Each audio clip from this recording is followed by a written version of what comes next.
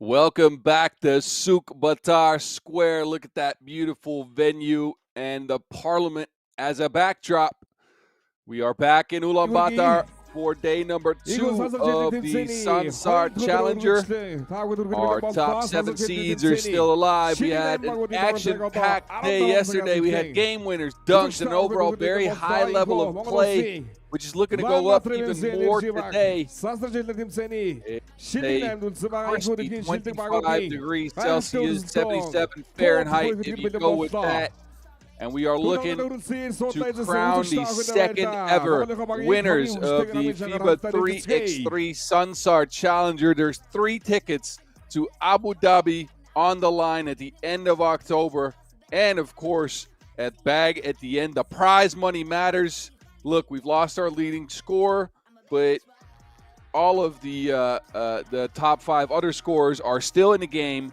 We have lost some of the local talent, though. The Mongolian teams tried to show out. They actually performed admirably in the games that they played, but only Ulaanbaatar left. They did look very, very good. We will see them in action in our second quarterfinals of today. Again, we have 4 quarterfinals, 2 semifinals, and a finals for you all. We will round up play here right around 6 p.m., 6:30 p.m. local time, when we will know who won the Sansar Challenger here in 2024. Looking forward to seeing all the action. You can see some of the teams warming up in the background. We mentioned this yesterday, but if you are just tuning in today for the first time, we are playing at a high altitude. We are over 4,000 feet up, right around 1,350 meters. So fatigue is going to come into play here, as it usually does when we play tournaments out in the beautiful country of Mongolia. We are ready to get 10-minute sprinting, though. And Utrecht and Partizan are getting ready to get introduced. Before we introduce them, though, let's give you some homework. If you haven't done so yet, hit the subscribe button below, please. And then go to Instagram and hit up at FIBA 3x3. Follow all of the action of yesterday and today, as well as all the other tournaments that are going on. There's a Women's Series Finals in Hangzhou, China that is very cool to check out. But look, we are going to be sprinting here in Ulaanbaatar first. There is the Gladiator, leading the squad in scoring, but they have been a very balanced team. Leading the field in 1-point percentage is Partizan Metaforce. Skundrich co-led them in scoring in their game against Sansar. Torbica did it in their first game yesterday. 2 wins as a result for this Partizan Metaforce, your number 1 seed out here. They won Pool A and are looking to continue their dominant ways of the 2024 season. They are going to face an Olympic gold medal winner, though. There he is. Mayo van der Horst, a.k.a. Times, getting loose. Actually, Shea Adetunji coming in first. Shea had a great game against the Length yesterday. 5 points for him in that one. There's Di Mayo, your 3rd leading scorer on the tournament. 7 points per game for the Olympian. He joined this Utrecht squad just a couple of weeks ago. Second tournament with the team after a run to the semifinals in Debrecen, something they're looking to repeat. Again, joined by Shea Adetunji, Daan van Tilburg, and Norbert Telissen, who's at 6 points per game and adds 4 rebounds per game to his tally as well as some dunks. This squad actually first in blocks after yesterday's pool play. Not as many rebounds for the team, though. They are bottom 5 in rebounding. Surely looking to improve on that for this game against Partizan. These are referees in this one. And we are ready to get going.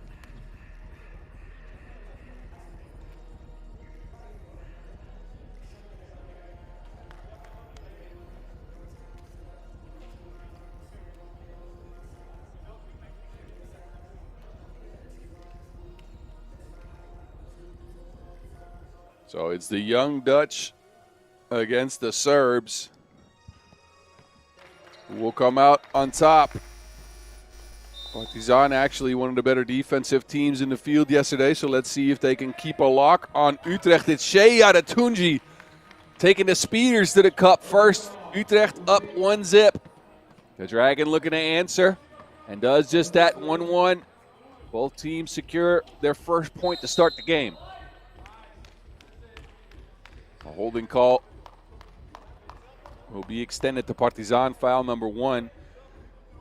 You already saw Dragovic caught out of position, uses a foul to clear up that situation. Adetunji, this time he passes to Telissen. Threaten a needle, easy bucket underneath. The Gladiator. Oh, 1-2 punch for Partizan as well, so the teams are mirroring actions. This time Utrecht goes into their Olympian. There's Di Maio with the float game in the mid-range.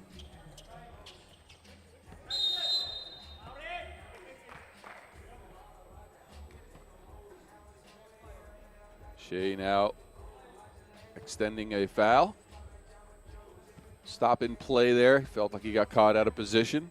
High post action now for the Serbs.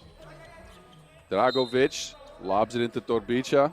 And that down screen handoff action from the high post.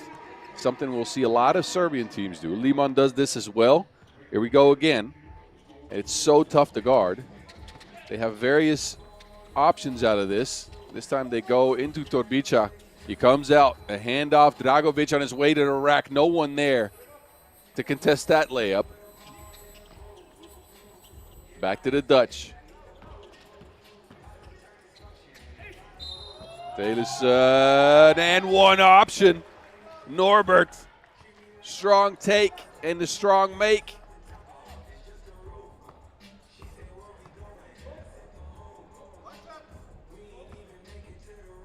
Norbert Telissen, a big part of Team Amsterdam last year. Transferred into Team Utrecht to try to lead this squad. Now he's got some help. And the team's looking good. Not just because of it. They've had a good season. 5 tournaments played, 3 semifinals as a result. Qualification through 2 challengers.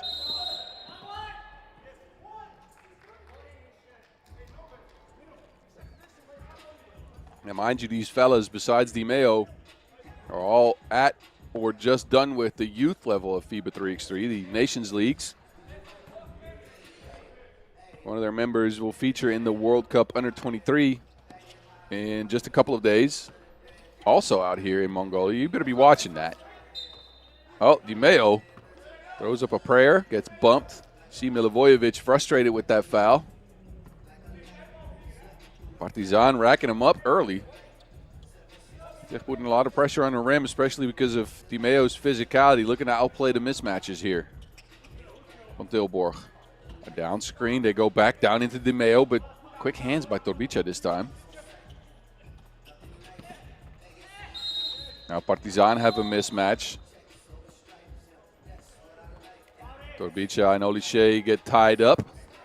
Again, that is on purpose. Olise did not like that post matchup, so again extends a foul to stop that play action. Gladiator, another high post look here for the Serbs. This time it's Milivojevic speeding to the rack. That quick first step. Adetunji. Adetunji looking to attack, lobbing it up and off the glass. Look, he started doing this in their second game yesterday. Here we go again. But has to extend another foul. Again, Torbica clearly trying to get that matchup with Adetunji.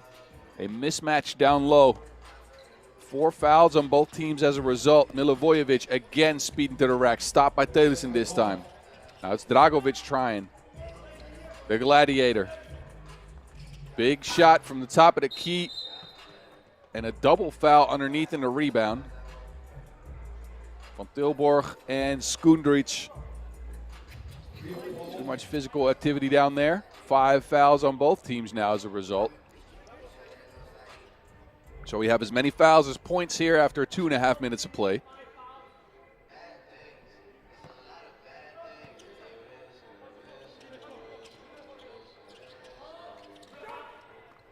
The Dutch go with a high post look as well. It's Van Tilburg underneath. It rolls off the rim. Skundrich wants a look. He attacks Dimes. Quick hands, Telissen into Dimes underneath the basket. He takes his time and is fouled. 6th foul on the Serbs. Next defensive foul will be 2 free throws for the Dutch, and we have 7 minutes to go. A little over 7 minutes even. So that strategy of taking fouls is backfiring on the Serbs, maybe also on Utrecht as well. They're at 5 fouls too, but Serbs for now at the bonus. And Utrecht up by 3 points. Usually when you take a lot of those fouls, you try to get an early lead. It's Torbica all by himself.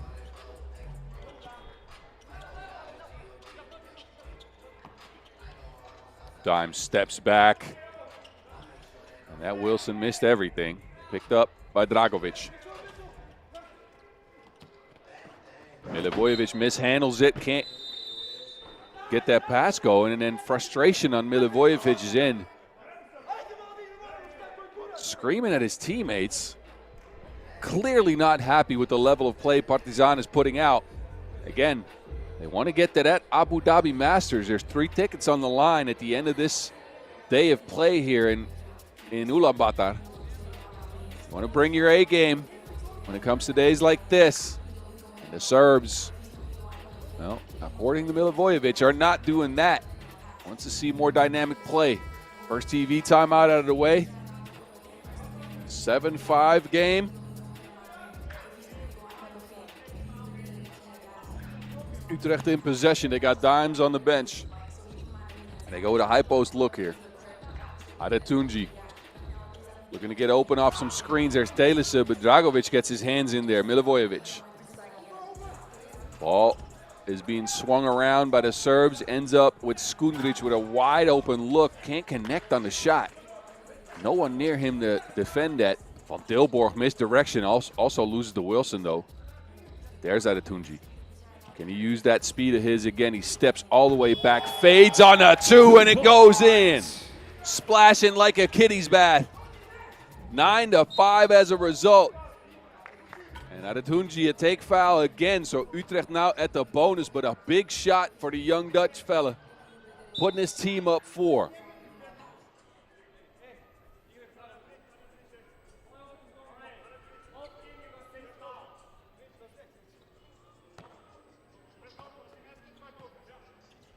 Here we go again with that high post look. Milivojevic, they're looking to attack Adetunji again. He gets his hands in there, though. That 2 bounces out. Ball's out of bounds. Who's that out on? Looking like the team in white will pick up the possession with a fresh 12-second shot clock here.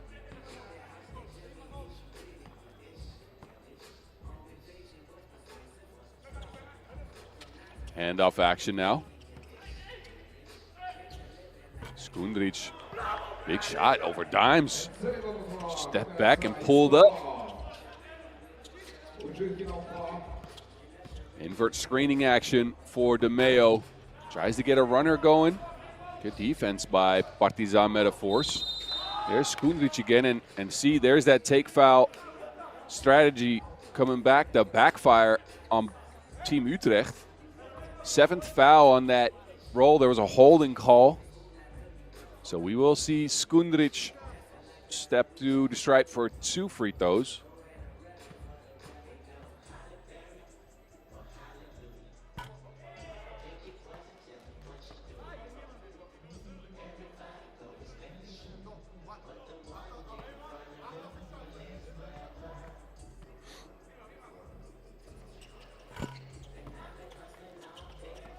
One and 2 for Milan Skundrich. A lob pass into Van Tilburg. Beautiful finish for the Dutch. And the scoreboard in the back is just giving out. Another score for Partizan. And we're back, 10-9. Dimes. Looking to cross up and sauce up, nothing there. And a whistle on the play. It looks like that might be a turnover on the Dutch. Right around the 5-minute mark.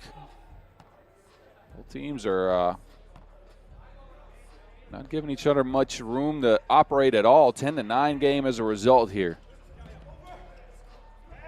Serbs go looking for the gladiator.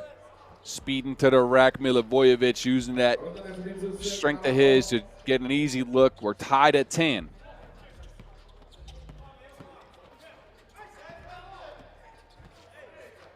Adetunji having a good game so far. This time the soft touch. Called for a foul on that play action.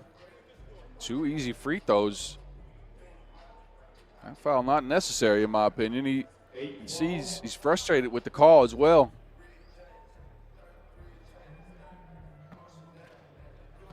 But we'll see Dragovic step up to the stripe.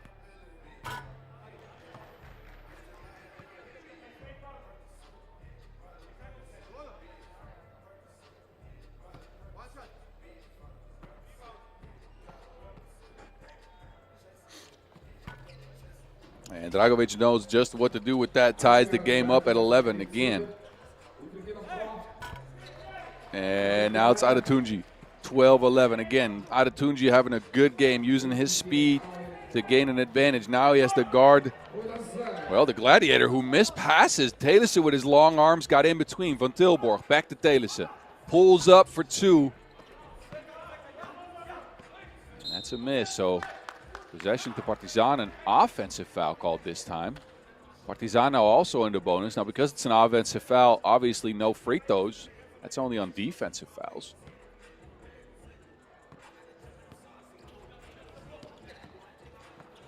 Adetunji, beautiful pass, but Telissen, I think Torbica got a hand in there. I made sure that wasn't an easy score. Nice looking pick and roll play for the Dutch. That's been in the Dutch 3x3 bag for years. Here we go again. Dimes this time. Trying to join the party from 2, but short on the shot. Here's Milivojevic.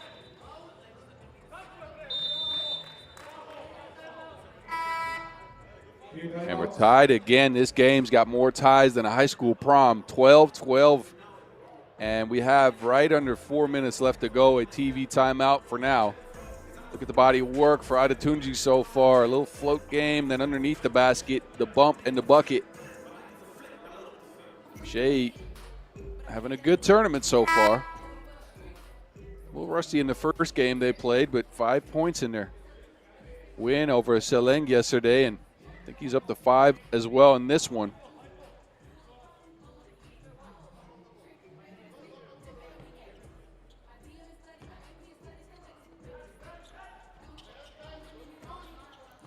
Times. Post work against the Dragon. Uh-oh, shoulder shimmy, and it's up and in.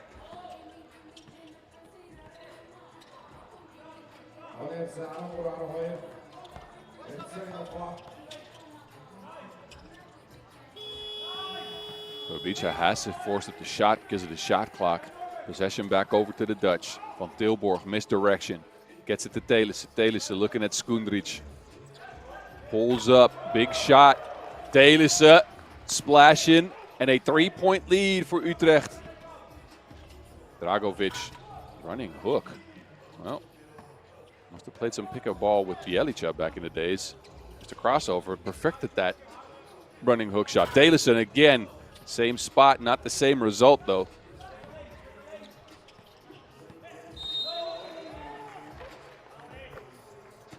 And another foul on Utrecht, who just keep hacking.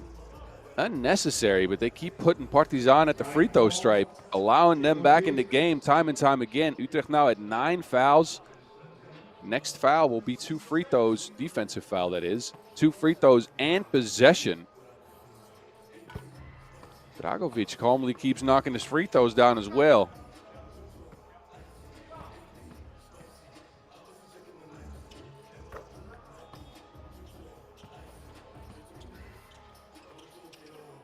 Adatunji. Adatunji on his way to the rack again, trying that running hook as well. He gets it to go down.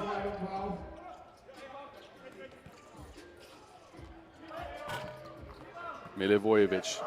That rebound ends up with the team in purple. Van Tilburg looking at Dragovic. Adatunji slips and steps out of bounds. Turnover. Possession back to Partizan. Again, we're talking your number 1 seed taking on your number 6 seed here. Milivojevic, we talked about it yesterday, is the number 4 player in the world rankings right now with an opportunity to move up. Jimmer Fredette above him is injured. Probably won't be playing 3x3 for a while anymore. Another turnover on the Dutch. Adatunji losing that Wilson out of bounds. We are tied again. And this game's got more turns than the mountain road. Who is going to grab hold of the steering wheel in the last 2 minutes here? The crowd is looking on. No clear favorite for them, obviously. As no Mongolian teams on the court in this game, they are getting ready for game quarterfinal number 2, which is where the Ulaanbaatar squad will come. But take a look at this. Beautiful post work, shimmy shoulder, and a running sky hook. Take a look at this one. Another one. Post game is working out for both teams. Partizan now in possession. A handoff for the Dragon.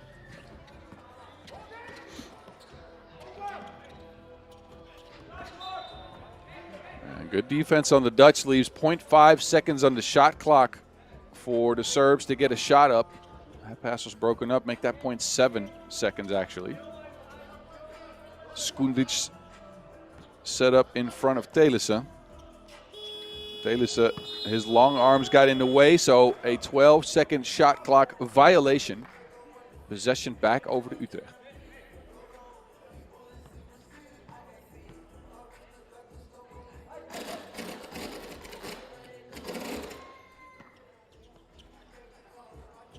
They go to their Olympian. Dimes in the post. Torbica switches onto him. He crosses up. Torbica spins into action. Fading on the hook. It takes all of the rim to go down, but it's in. 17-16. Utrecht looking to upset the number 1 seed. Skundrich ties things up again. Dimes now looking to attack Torbica again. Steps all the way back for a 2-ball. Splash, 19-17 Utrecht. Milivojevic with the answer. It hits the top of the backboard, so Utrecht looking to close out your number 1 seed Partizan metaphors here. A timeout on the floor. The Dutch fellas, a 2-pointer would end things. They have possession. Look at their body of work. They've been attacking the rack. Got some timely 2s to go down. Dimes has been in his bag. They could just knock out this Partizan squad if they get enough on this play here. They go with Shea, Adatunji, Telissen, and Dimes. That same post-up play that they've been running. Telissen underneath this time. Pretty pass, pretty make, 20-17. Game point Utrecht. Can Partizan come back?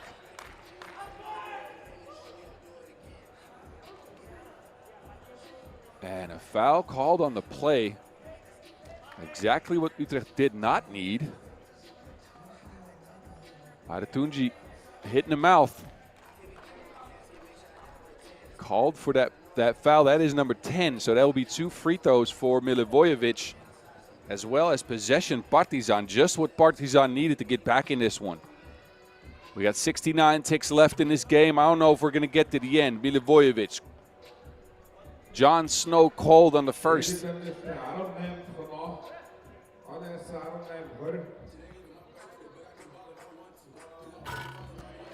Uh-oh. This is the second one. The Dutch stick with the same lineup. It's Skundrich, Milivojevic, and Dragovic for the Serbians.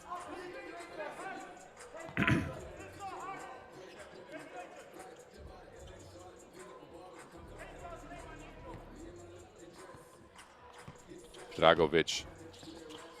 Milivojevic finds Dragovic underneath. The Dutch force Partizan into a 1. And warning extended on Partizan Metaforce. So a fresh 12 for Utrecht. Maratunji will take a seat. Van Tilborg steps onto the court. 1 point will do it for the Dutch. Telissen on his way to the rack is fouled to get there. That is number 8 on Partizan. They pull the emergency break. Telissen looked like he was going to score that. Now they make him earn it from the free throw stripe. One of these 2 free throws will knock out Partizan Metaforce and send the number 1 seed packing. Telissen.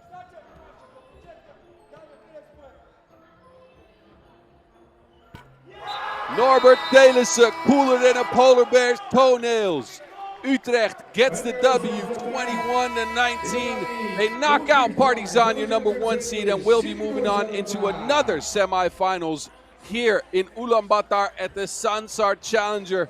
What a game. Both teams clearly put everything on the line, but it was Utrecht coming up big down the stretch. They get a victory. You all enjoy these highlights before we move into semifinals number 2.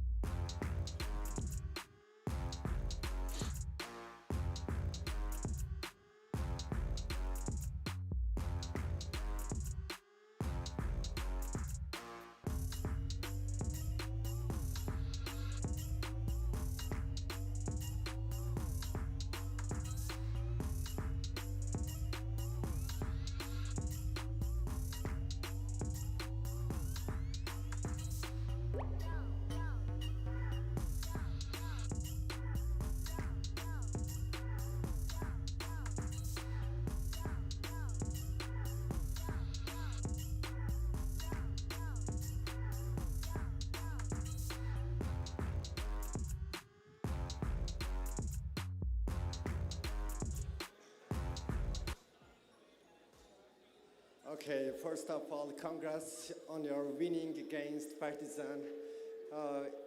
In this game, there is so much foul calls and contacts. How was the game?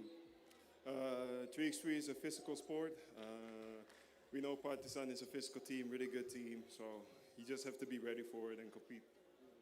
It's a pleasure to talk with Olympic new champion. And how was he? How busy summer was it? It's really busy. All focus was on the Olympics. It paid off because we won gold. It's the best experience in my life in the sports world, in my career, and I could not be happier with winning gold at the Olympics. Okay, thank you and good luck. Thank you. Thank you. Hai lagi.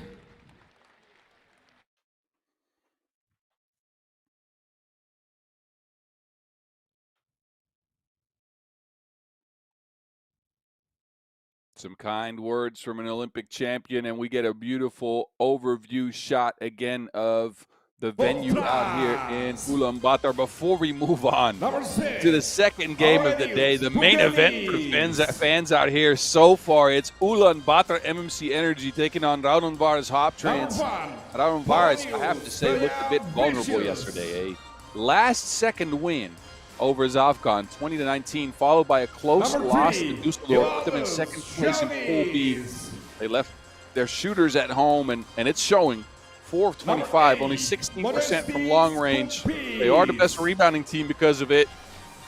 Bukelis was big again, 7 points per game, only missing 2 shots inside the arc.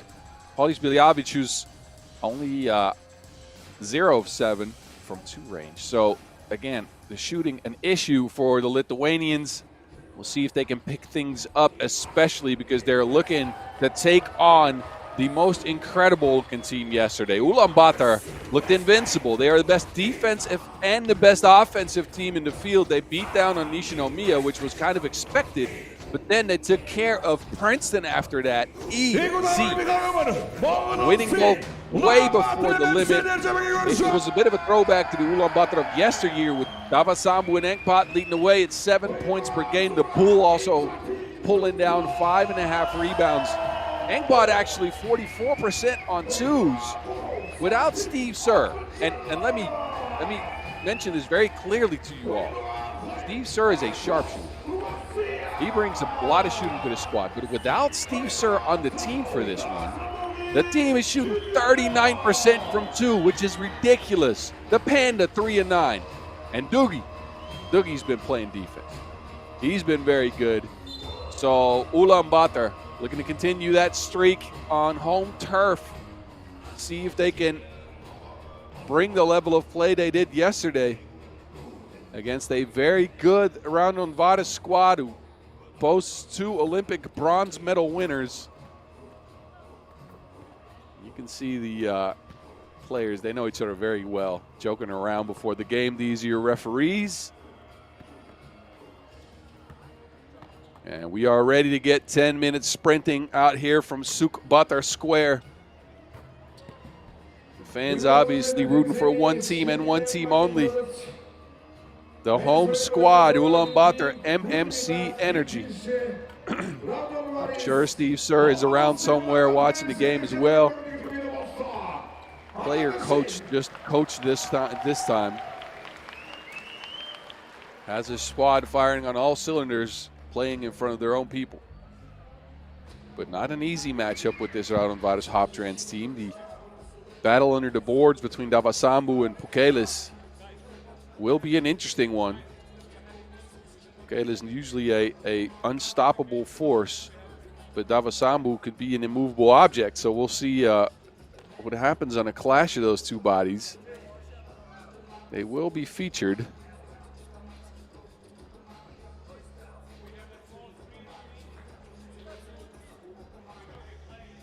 Interesting defensive choices here. They go with Zacht on Pukelis and Davasambu on Jaugas. Interesting tactic. Anyway, we are ready to get sprinting, y'all. Hope you're going to stick with us all day. My name is Boz Rosendale, a.k.a. The Mountain. If you want to hit me up, Instagram at bas.rozendaal, my name. You can let me know what you think of these games, how my pronunciations are. I've been getting some help, y'all. I've been getting some help, and I need some. My pronunciations, especially the Mongolian names, are just awful. There's some issues at the scorers table, so we've gone into a little bit of a warm-up. Let's see if they can get these resolved.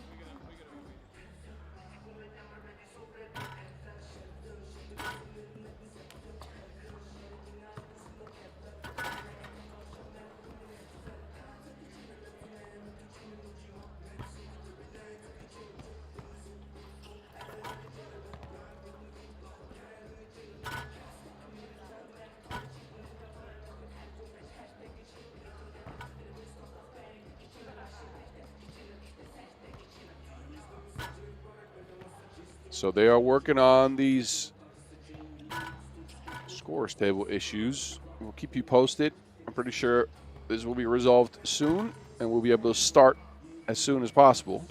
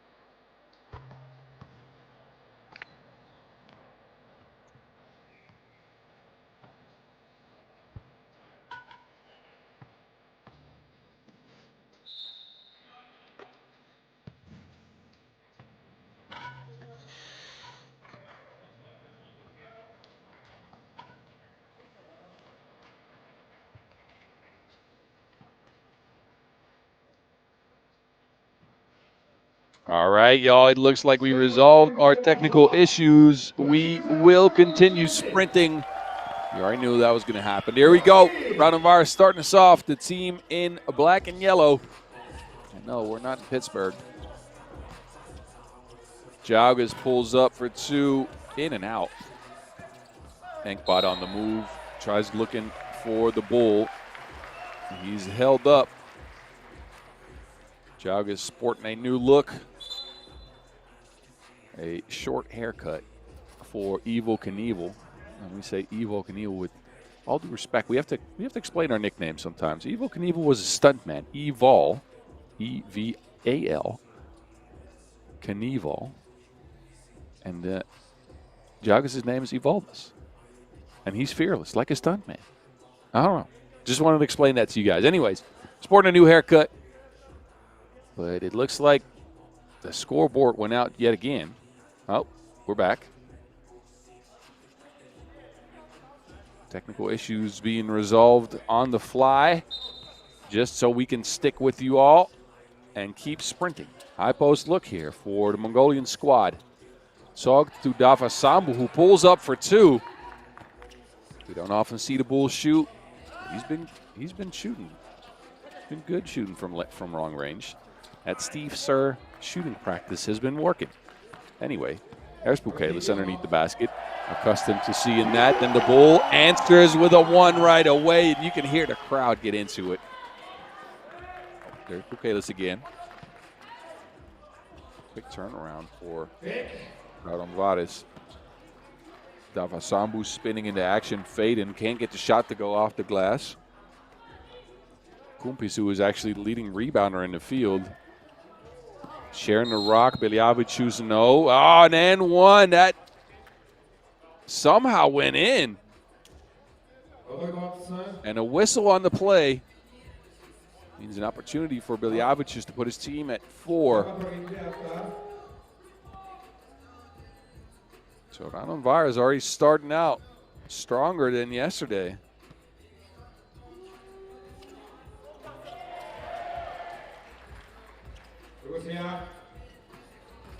Again, there's Raudondvaris squad starting play yesterday with a nail biter that let Zavkan sign score back in the game, and it ended up being 19-19 with 4 seconds to go until a last second make by Bukelis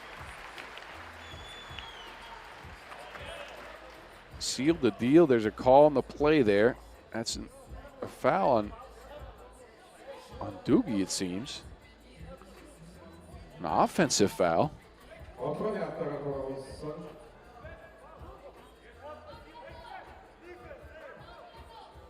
So even though it was Doogie going to the basket, apparently he was the one initiating the contact. So a second foul on Ulaanbaatar MMC Energy. Jaugas is spinning. Not winning on the shot.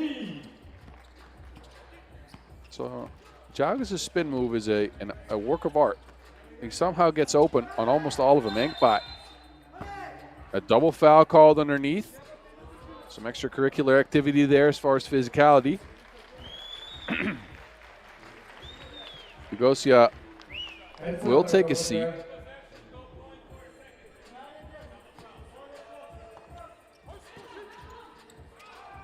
A Horseman, no.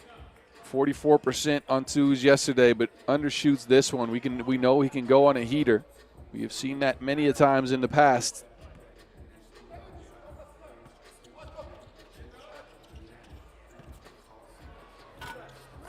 Oh, Jaugas, one-hand spike. So Raudondvaris, they keep on going.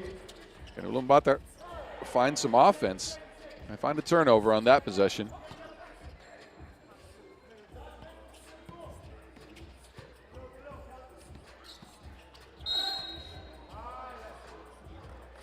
And another foul is Gonjagold sogged. They're caught reaching in the cookie jar. Fourth foul on Ulaanbaatar, who only have 1 point after 2 minutes of play. Now, that's nothing to worry about. They are looking a little bit uncomfortable.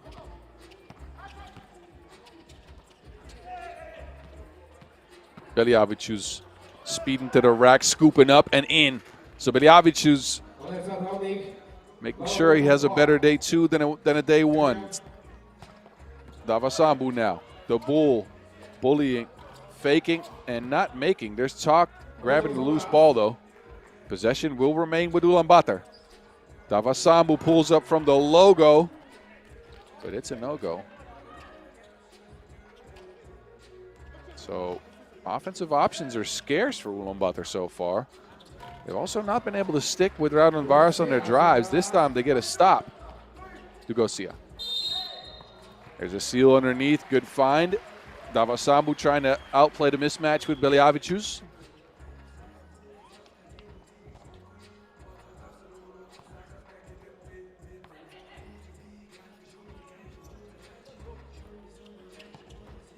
Screen and roll action. Gets Davasambu to rock. He scoops it up and in. There's point number 2 for Ulaanbaatar. They needed that one for sure. 5-2 game. We've been playing for a little over 3 minutes. Jaugas makes it a 6-2 game.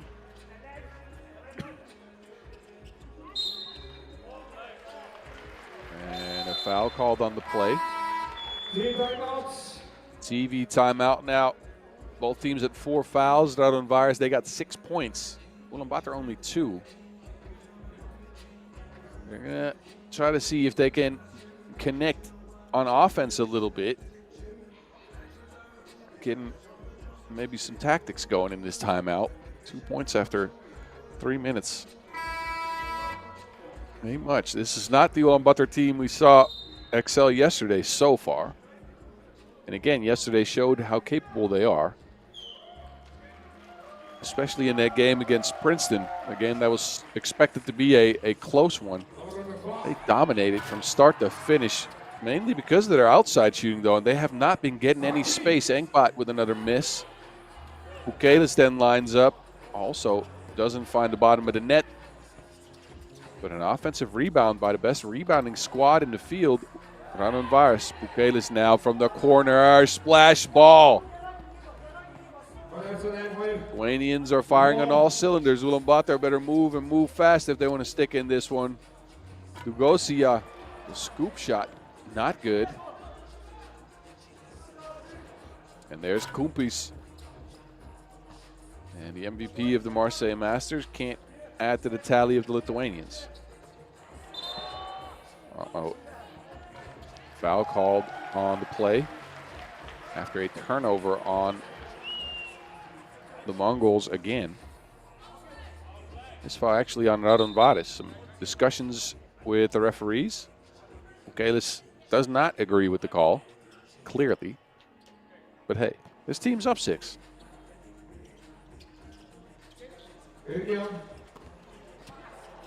Another turnover on Ulaanbaatar. Davasambu does manage to get the stop on Bukelis, though. Let's see if the fellas in yellow can get anything going.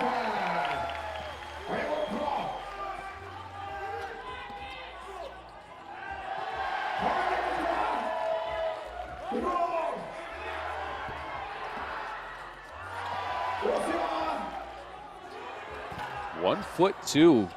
We've seen Doogie do this a couple of times. He hasn't been able to knock him down, though.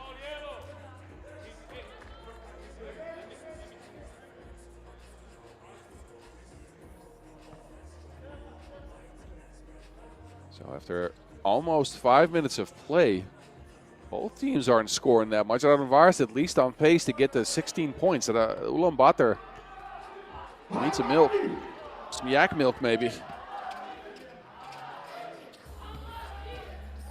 There's Bukelis throwing the one up, and Jaugas goes and gets it.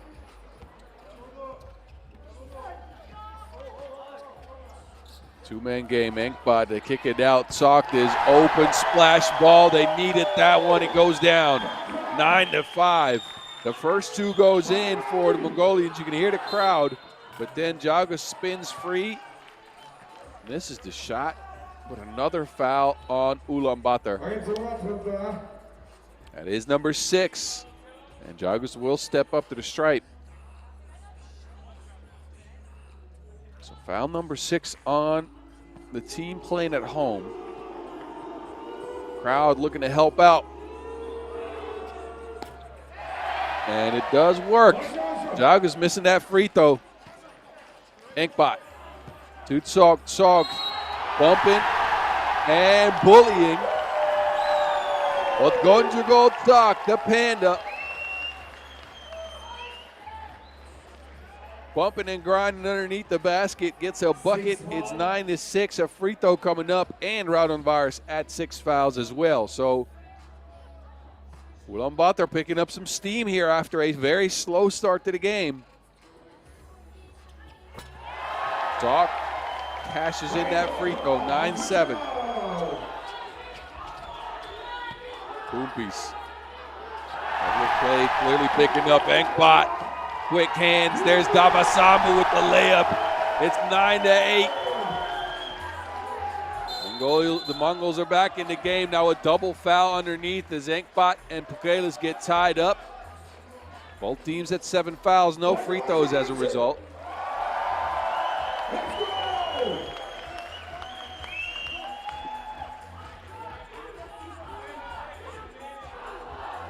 All right, so after a bit of a slow burner to start things, we are live, ladies and gentlemen. Beliavic's, oh, that is a bad foul. That is just a bad foul. Dugosia, you see him discuss things with the referees, but got caught reaching. And it's 2 free throws as a result for Pauli Beliavic's in his second event of the year with Raudondvaris Hoptrans. Played in the Quebec Challenger as well. And now in the Sansar Challenger here. Looking to help out the squad. Beliavic's does help out from the free throw line. Cashing in both. Dugosia. Speeding to the rack. Missing the layup though. Looked like he was open. Tried to create some contact with the lay. Beliavic's open for 2. Back iron, rebound somehow pulled down by Jaugas between 2 players in yellow.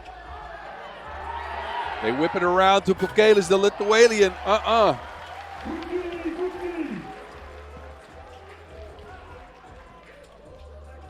screen now, and Dugosia steps into a coup. They needed that one to go, and it goes 11-10. A big shot from Dougie.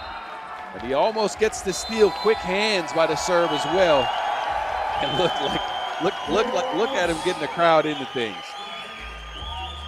Dugosia, who joined this Ulaanbaatar squad last year, providing that veteran leadership as well as some defensive toughness and grit. But coming up with some offense when they need it most in this one. Pulls up to the party, splashing from long range. And we got a tight one, ladies and gentlemen.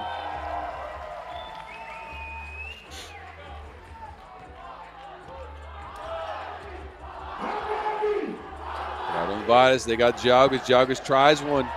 But they keep rebounding at Wilson. They get their mitts on every single rebound. Now it's Pukelis working in the post, turning around, that in and out. Back to Ulaanbaatar we go. This game of 3x3 is quicker than a lot of things you know. Couldn't come up with a reference there. There you go. See? That happens sometimes. Anyway, back to it. Jaugas tries another one. Big shot there for Raudondvaris as Jaugas puts the game at 3 points difference. And then Wilson goes out of bounds. I'm not sure who the call's out on. I think it might be possession for the Lithuanian side. A timeout now on the floor.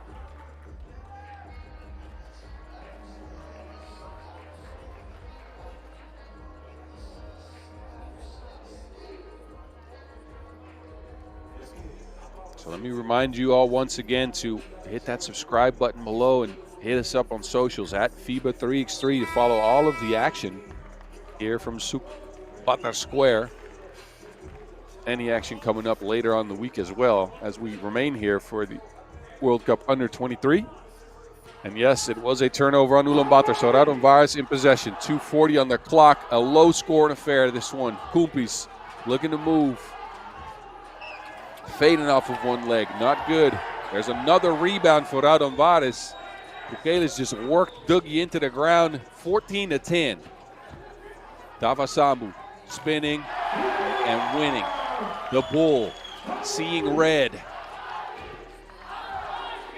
They go back down to Pukelis, who's fighting with Dougie yet again, and Pukelis comes out on top, 15-11.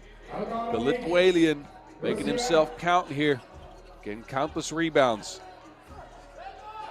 Davasambu has been working all game.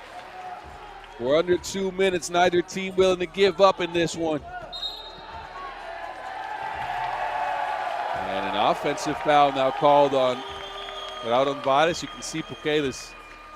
That smile means he might not agree. Foul number 8 on Raudondvaris. It's an offensive foul, so no free throws as a result. Ulaanbaatar go with Dugosia, Zocht, and Enkbot. They go looking for Dugosia, a running 2 yet again.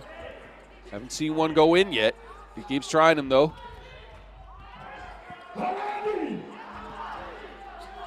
Screening action, Beliavicius and Jagus. Jagus catches, but good defense prevents that shot from going in. Enkbot now wide open. Knuckleballs that.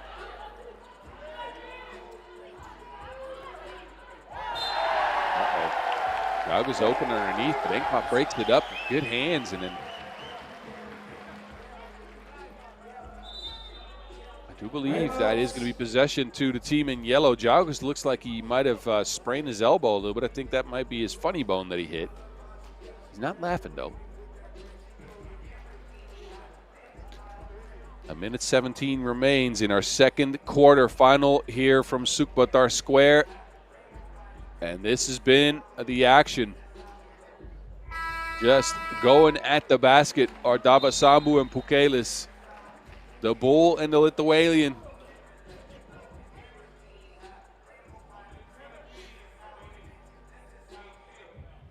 Ulaanbaatar, they need a bucket here. They want to erase some of that deficit before the 1 minute mark. Try to see if they can climb back into things. Zog to Enkbot, no space for a shot, so Enkbot steps back. Enkbot, nuh-uh. Rebound though. Chased down. It is hot potatoed by everyone. Ends up with Jagus. And there goes Pukelis again. Oh, good defense by Enkbot. Getting his hands on that. We're under a minute though. The Bull spins and wins yet again. 15-13. Davasambu just taking his team on his broad shoulders. Time's running out though. It's Kumpis now to the rack. Nuh-uh. A rebound chased down, but out of bounds. I think that might be possession to Raudondvaris. With 29 seconds to go. No challenges in the challenger. You can see the C sign that Enkbot's holding up. So Raudondvaris need a bucket here. Ulaanbaatar need a stop, and they need it badly. Jagus working behind the screen, steps into a 2, side rim. Rebound secured this time by Dugosia. Dugosia on the move, looking to create contact. That's a layup. 10 seconds to go though, so Ulaanbaatar running out of time. They need a foul. There you go. So a score is what they needed, but then they needed to stop the clock as there was under 12 seconds to go, so no secondary possession for Ulaanbaatar unless they did this. They put Pauli Beliavicius on the stripe. He's been good from the free throw stripe, 6.5 seconds. He missed one, they get a shot. And there's that miss. Even if he makes the second one, they got 6.5 seconds to get a shot up and try to tie things. Well, if he misses, there's a whole other list of possibilities. We're not going to go there. Beliavicius. Another miss, and this could be it. The door's open. Enkbot behind the backs, jumps into the lane, no good. Is stopped by Jaugas. And Raudondvaris hang on for the win. 6.5 seconds wasn't enough to get a shot that mattered for Ulaanbaatar. Enkbot jumped up, missed the shot. And Raudondvaris end an impressive day one. A little bit less than an impressive day two for Ulaanbaatar. They started the game up slow and it came back to bite them a little bit. They did manage to scrap and claw themselves back in, but too much of the Lithuanian side. A 15-14 win as a result. Enjoy these highlights.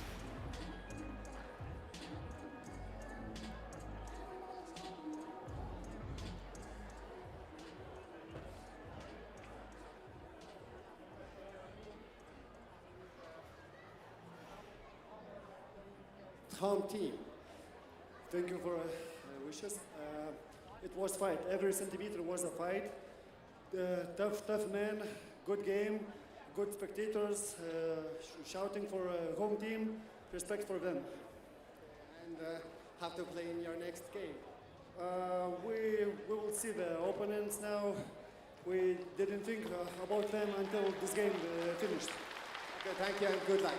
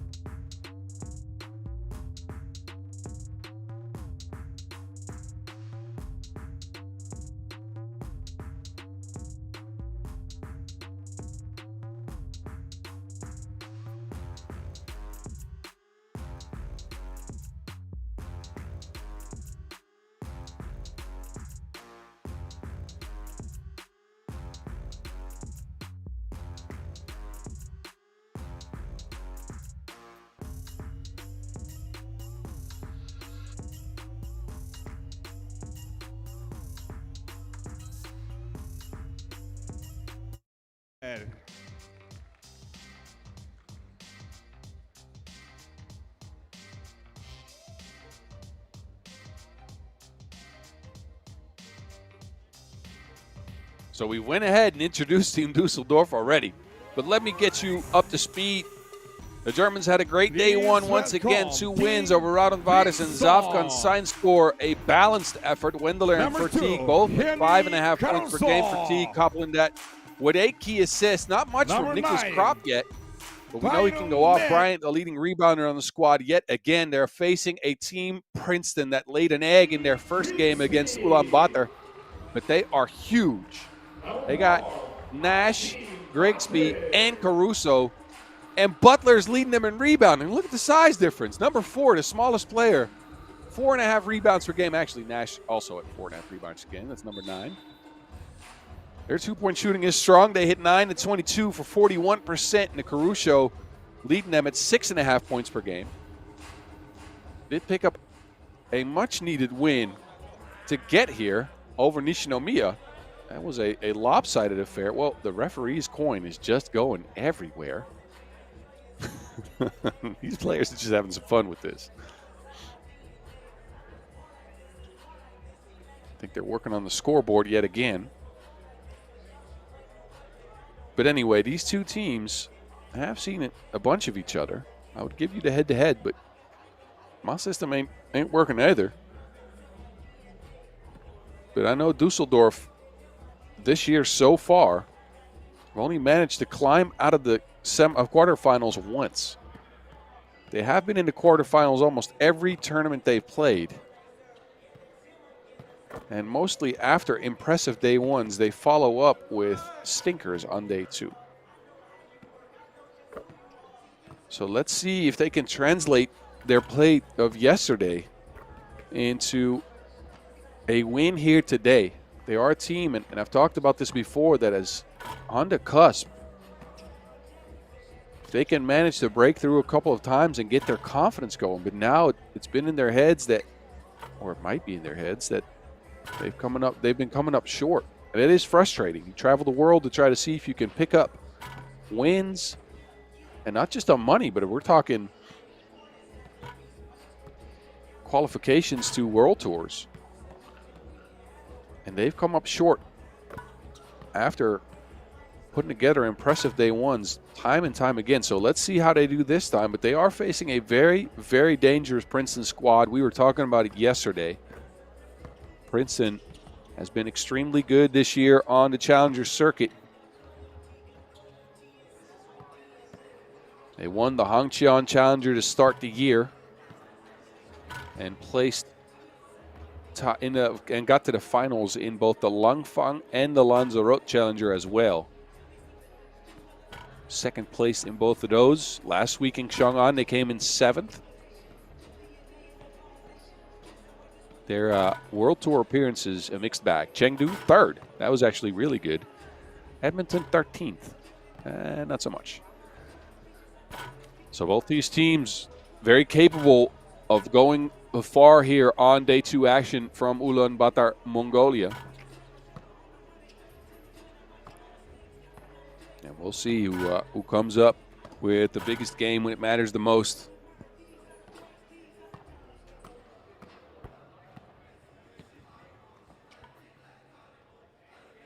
As we resolve our technical issues, I think we are getting a computer reboot, as you can see in the top right of your screen.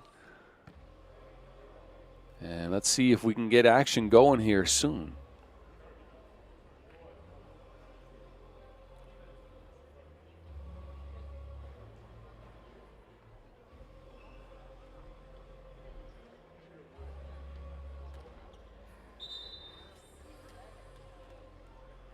So the capital of this country of Mongolia, a beautiful city, beautiful country.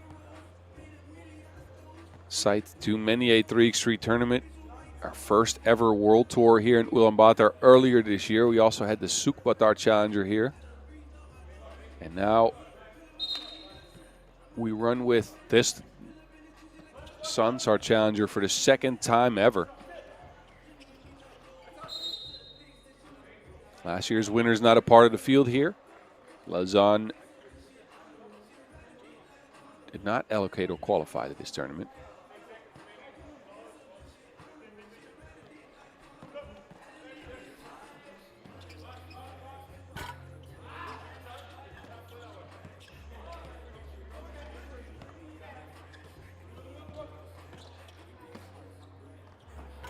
There's Caruso.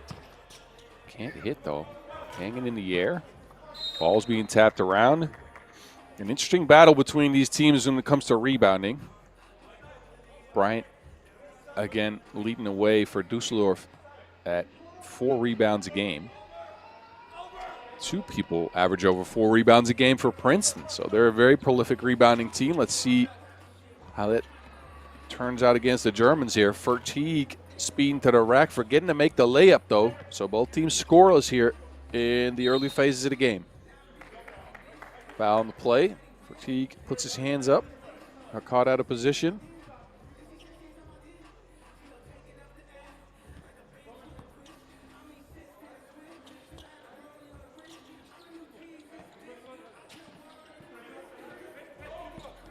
Caruso. No room for a shot. Good defense as Butler can't get it up. Well, can get it up in time. That was right before the end of the shot clock. Krop, a little bit invisible yesterday. Very capable offensive player. Can shoot, can drive, can kick out and pass. Steps back here at the end of the shot clock and misfires on the 2, so no scores as of yet. As both teams struggle to get consistent offense here. Whistle on the play.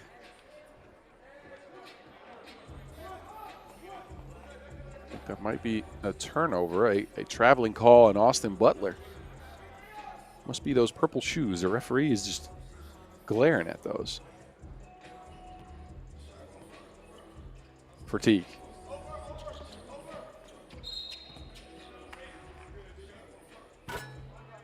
Another whistle on the play.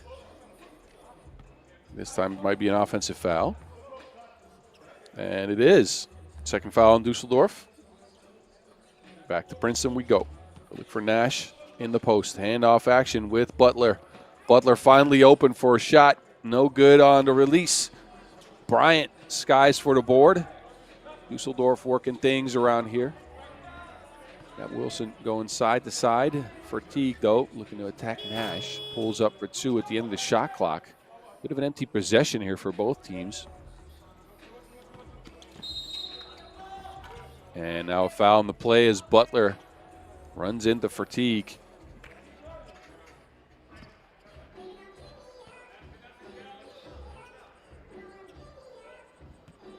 So 3 fouls after 2 minutes of play is all we have.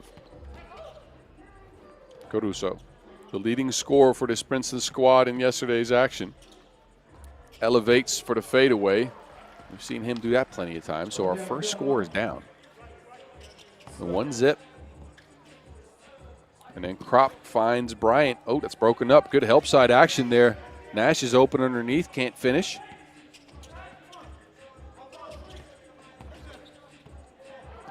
This time, Bryant's wide open and gets the spike down as well.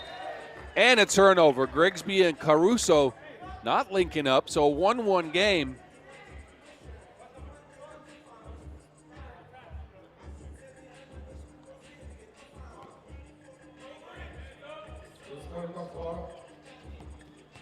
Wendler inverse pick and roll. They get it back to Kropp. Kropp on the move. Wendler receives, scoops, and scores. Now he has to stick with Butler, who smashes one down. 2-2. Oh, Fatigue catches that midair with one hand. The dexterity. Butler again. It's a dunking party out here, ladies and gentlemen. Butler using 2 hands for safety twice. Fatigue pressured. Not a good shot at the end of the shot clock. Nash just hounded him.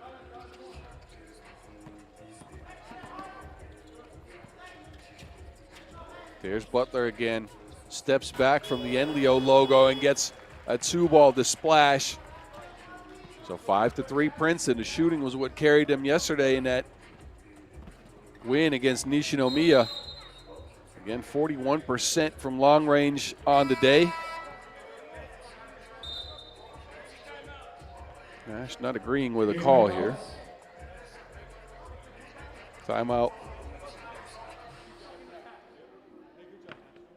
And look back at the body of work for both teams. Wendler scooping that in, but then Butler coming through with a monster mash. 2 of them, actually. Austin Butler, a new addition to the squad this year for Princeton. Came over from Team Washington last year, and he's been doing work.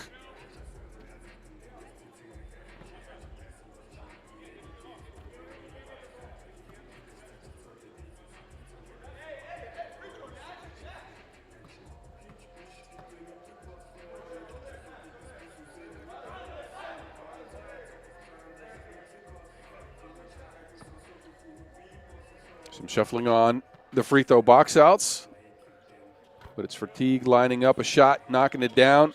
A 1-point game as a result. Henry Caruso lobs it into Nash, but Bryant's hands are all over that Wilson. Bryant denying the screen this time. Oh, flips it out. Fatigue, a midi pull up. Splash ball. Leon Fatigue showing out, 5-5. Pretty mid-range fadeaway. There's Grigsby. Princeton get another look from long range, splashing like Wipeout.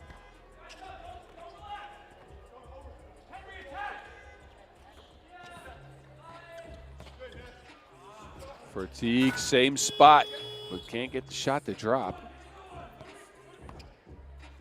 And Princeton securing every defensive rebound, as you knew they would. Now it's Caruso from long range. He was very sharp shooting yesterday. Cannot continue to trend, though. Not yet. Fatigue, a kick out. Brian's wide open. Oh, travels on the play. Wide open for a shot. Did not want to take.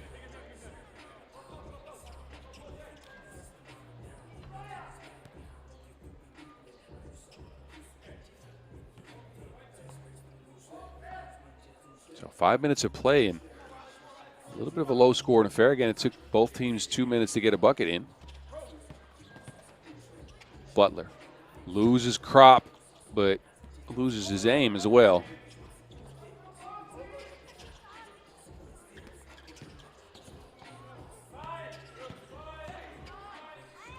There's Crop fading on the shot. I told you Crop a little bit invisible in the tournament so far. He's a very capable scorer, but manages a foul here. Now, we've seen Crop score time and time again in the past, but he hasn't been able to knock down shots just yet.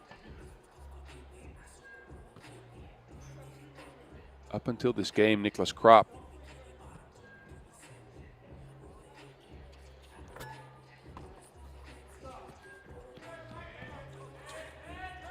two of 8 from long range, 25%. We've seen him do more than that.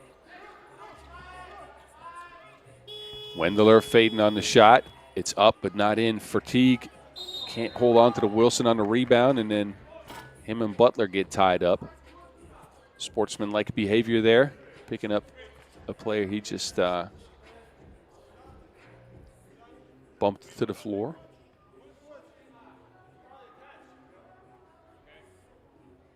Possession to the Germans. They're at 4 fouls and 5 points. They go into Bryant, who's held up. Now Bryant, Butler on the floor.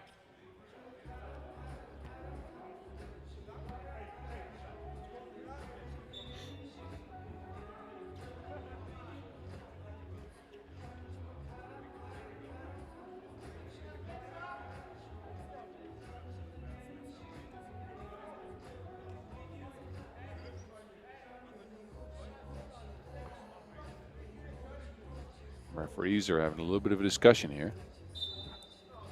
It's upgraded to an unsportsmanlike. So apparently Bryant was in opportune scoring position. And he was stopped from doing that. We're going to take a look at this.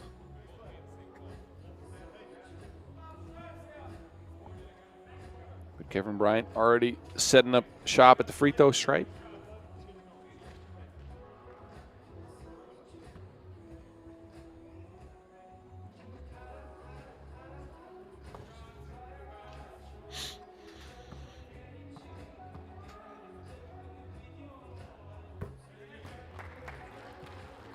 Knocks in the first freebie.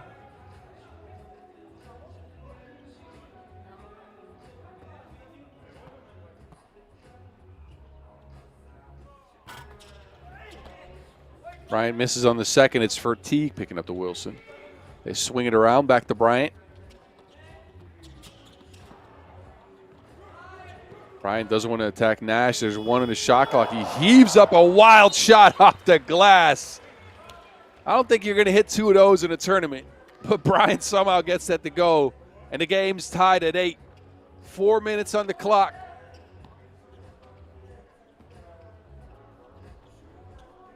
Bryant and Caruso. Caruso finding Butler on a backdoor cut. That is what Princeton's very much known for, but Butler out of bounds on the play. And that's our second TV timeout. The game hasn't been pretty, let's be honest here. But shots like these have made it entertaining, for sure.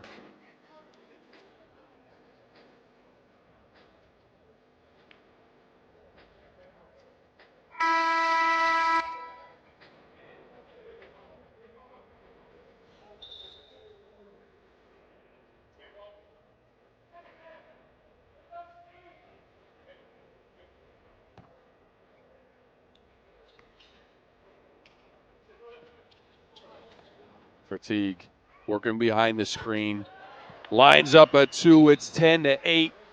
The young fella, we talked about this before, stepped into the pro circuit this year, Longtime member of the youth teams for Germany in the Nations Leagues and the Under-23 World Cup. This week he's only in Mongolia for the Sansar Challenger, not the World Cup, even though he's still eligible to play. But the focus is on the pro circuit. A big shot by Caruso and an opportunity for a free throw to boot.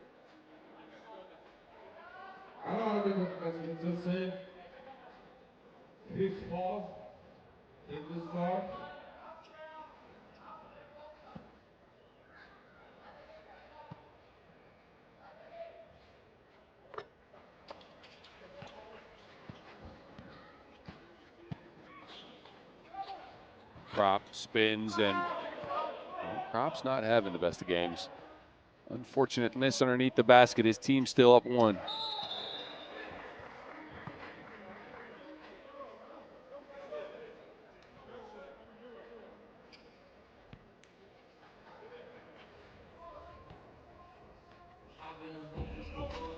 High post action now for the Germans. Actually, Dusseldorf down 1. But Leon Fatigue looking to change that. I told you the young fella's showing out. Took the bump, hit the shot, a roar, and now possibly a free throw make. The game is tied again.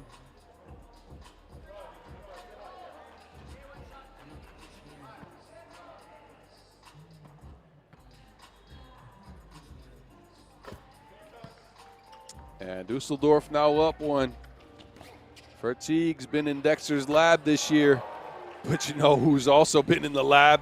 Caruso, another big shot for him. Krop looking to force up things. Again, Krop having an unfortunate game, missing all these shots that he usually hits, but it's Fatigue yet again setting up shop for a 2-ball.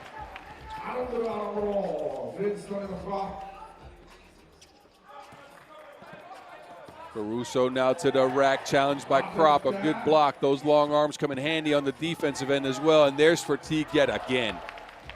He has been electric like Pikachu.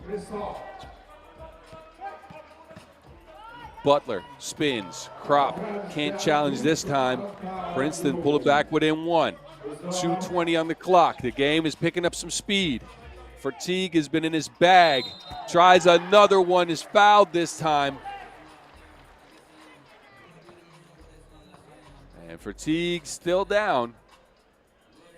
A couple of free throws coming up for the young fella.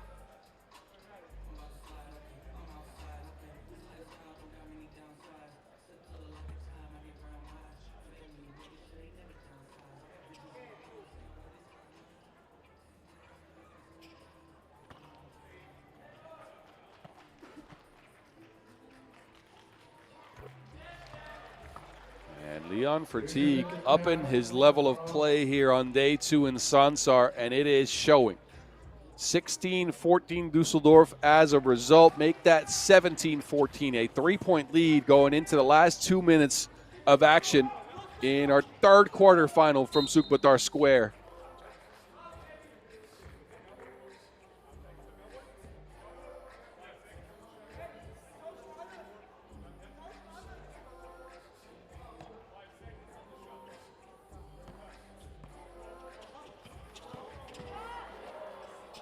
And there is Grigsby underneath. Wide open. Uh-oh. He put some extra nutmeg on that pass. You know, clear out the spice rack. And a foul on the play as a result. And it is foul number 6 on Princeton, who are dangerously close to the bonus. Next defensive foul, 2 free throws for the Germans. Krop sharing with Wendler. Can't hold off Butler, though, so possession back over to the Americans. Butler getting it to Caruso. He steps back, launches a 2 undershot, but somehow Butler gets it up and in. Fatigue looking to attack Nash. 3 on the shot clock, has to do something. Steps back, challenged by Nash, so nothing there. Good defense by Princeton. And then a foul on the Germans, so Nash making himself count. on the defensive end as well. Locking up Fertig, who has been hotter than Charizard. There goes your second Pokemon reference for all you old heads out there.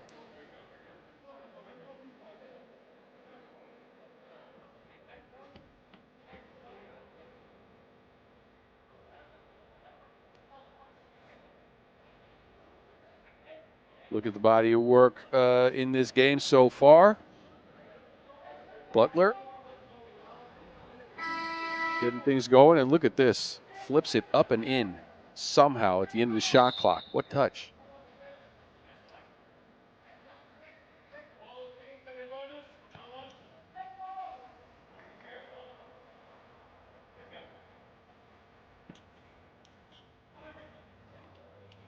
High post action for Princeton. They look for the backdoor cut. Not there. Caruso now working behind the screen.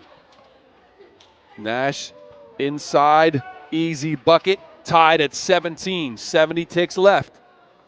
Wendler now underneath. Oh, an easy dunk for Wendler. Don't see him often do that, but then a foul on the play. Undisciplined defense by Florian Wendler, dropping Caruso to the floor. 7th foul on Dusseldorf, so 2 free throws to boot. Princeton could go up by 1 if they make both of these with just a little over a minute to go.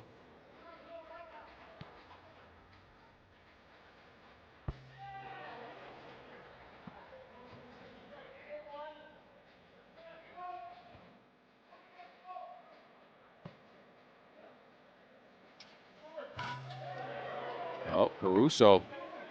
Use him on the board. Good defense again by Nash. Getting his hands in there.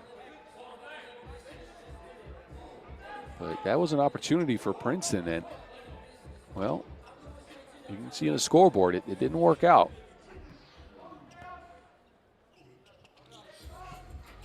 They have possession of the rock, though, with 10 seconds on the shot clock. Butler looking for that backdoor cut, and it slipped out of the hands of Caruso. So the Germans in the driver's seat now, 18-17, under a minute to go. They can get a bucket here and extend that lead. They look for Fertig, who's been incredible all game.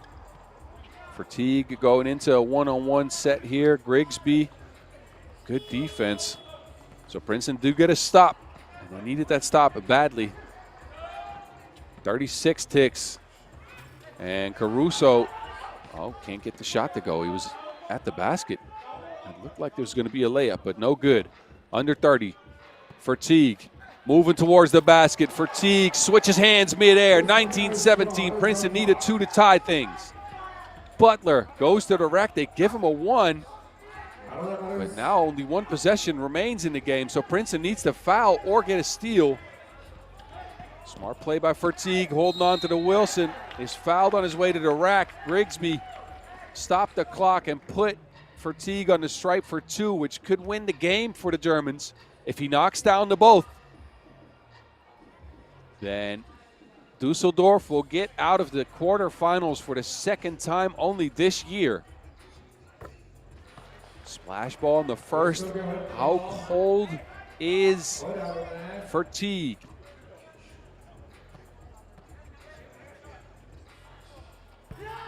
Well, he's colder than Jon Snow. There's Leon Fertig picking up a win for Dusseldorf. They move into the semifinals for just the 2nd time in this 2024 Pro Circuit season, knocking out Princeton and continuing their stellar play of day 1 for once on day 2, breaking through where they haven't broke through many times before. Congratulations to Team Dusseldorf so far. Princeton, well, they didn't start out great this tournament. Ended up not performing as they usually see them do in this one either. But let's take it to the court where Leon Fertig is waiting.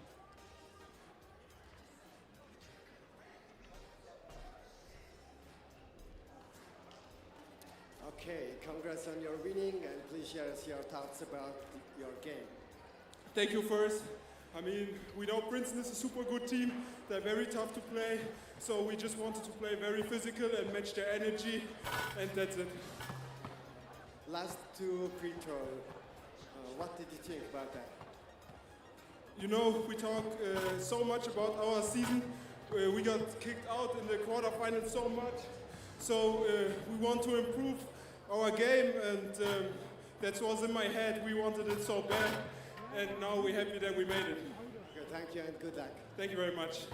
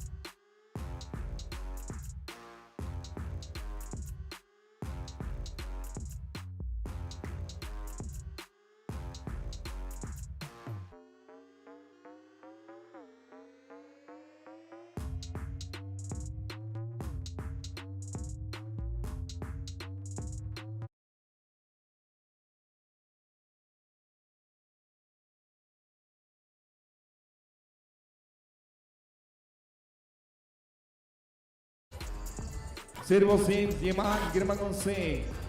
Samal di bago di nagot. Игрит with the ball.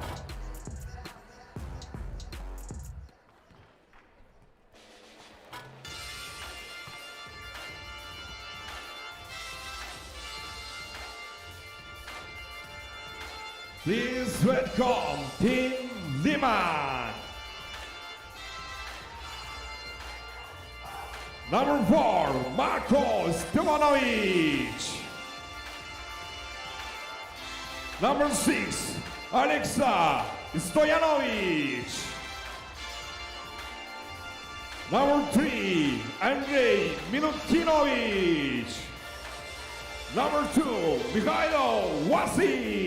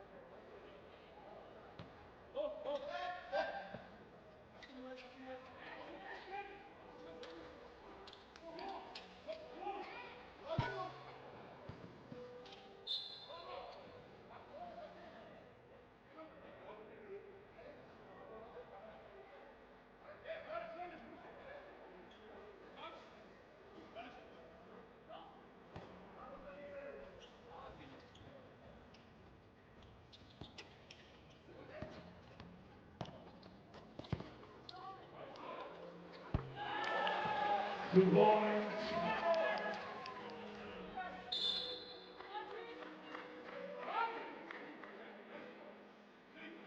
Second ball.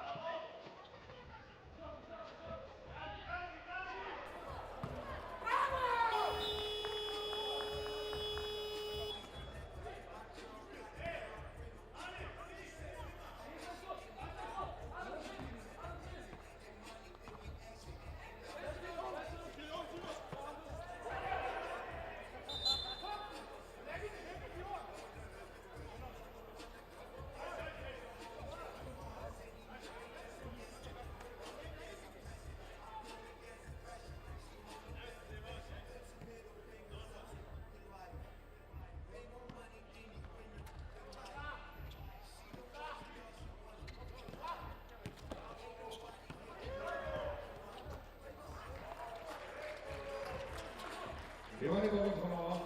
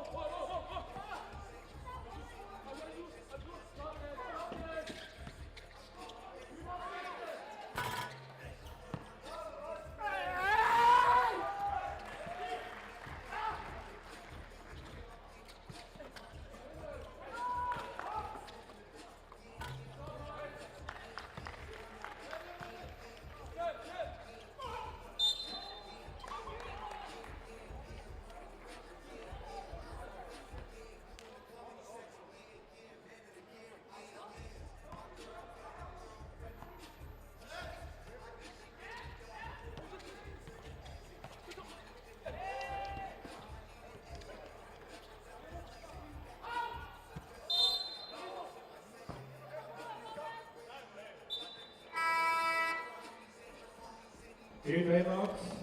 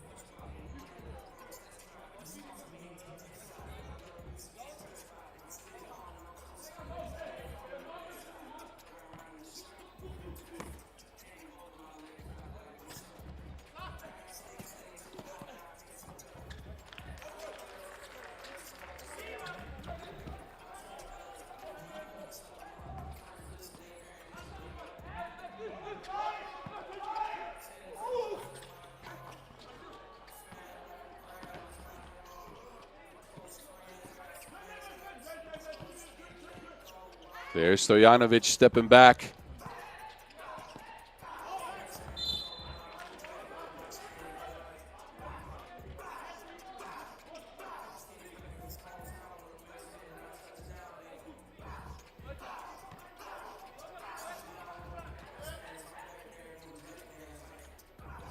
High post action for the Serbs yet again. And they're stretching out those long arms. It's a 9-6 lead after almost 4 minutes of play. Giesmann's got position, but he's going to have to work over Vasic. That is a very strong manimal down there. Can't get the shot up and over him.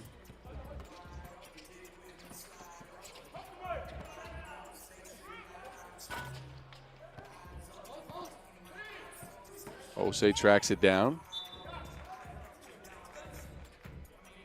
So Liman and St. Pauli, after a little over 4 minutes of play, not the highest score in the games. Have been getting to their spots. Giesmann to Bekay May. It's broken up. Stojanovic, quick pass.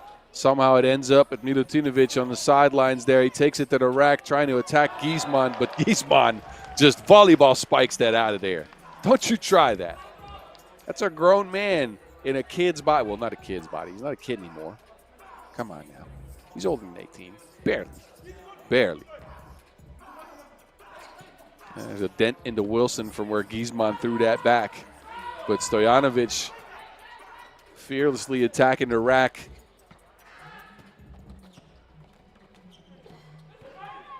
Agiaman is fouled on the play. Score doesn't count. And you can hear Vasic screaming at his teammates, trying to get some energy into his Liman squad. Again, they were skipping and hopping yesterday. A lot of energy for the Serbs. A little less so today. Giesmann leans, hits, 10-7. St. Pauli is playing to their strengths, but ones usually don't beat twos.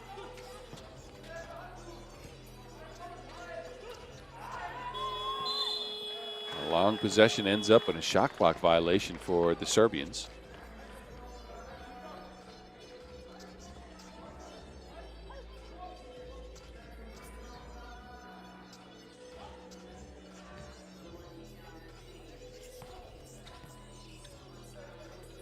Back to the Germans we go. St. Pauli. Giesmann leans, does not hit, but a foul on the play.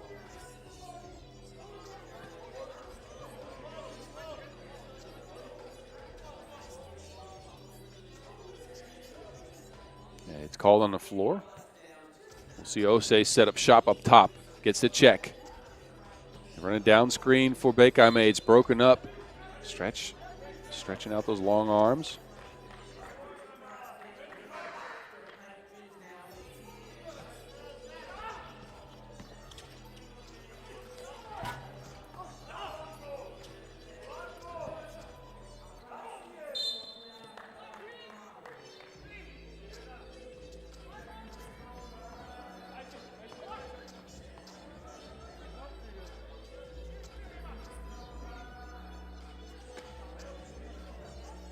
Agiman will take a seat. Osei will step back on the court. Vasic now in the high post. Doesn't link up with Stojanovic, which decides to keep it for himself. No one home on that drive by Vasic. The misdirection.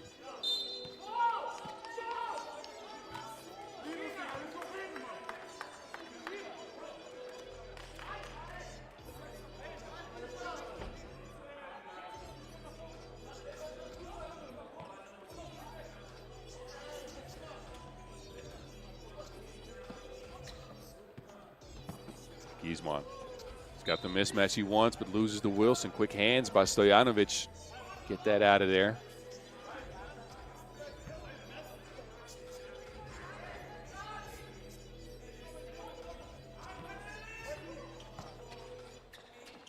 Giesmann now pulls up for a two. And we talked about it yesterday. He's a capable shooter. Hasn't been able to show his range just yet, but gets one to go. St. Pauli within two as a result. Stojanovic, though, looking to answer now. Foul underneath. Some pushing and shoving underneath the basket.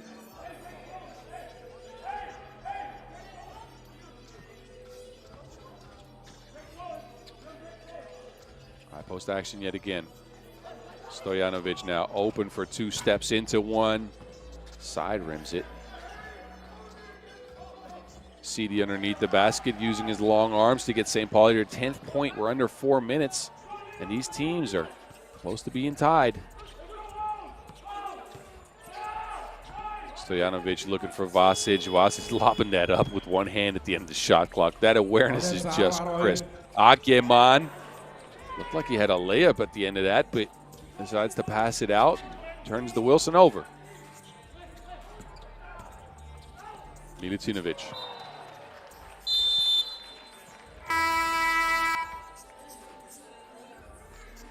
Nothing at the end of that drive for Andrea Milutinovic. Our second TV timeout with a 12-10 score in favor of Liman. St. Pauli sticking dangerously close. The young Germans up in their ante on defense this time. It's been working.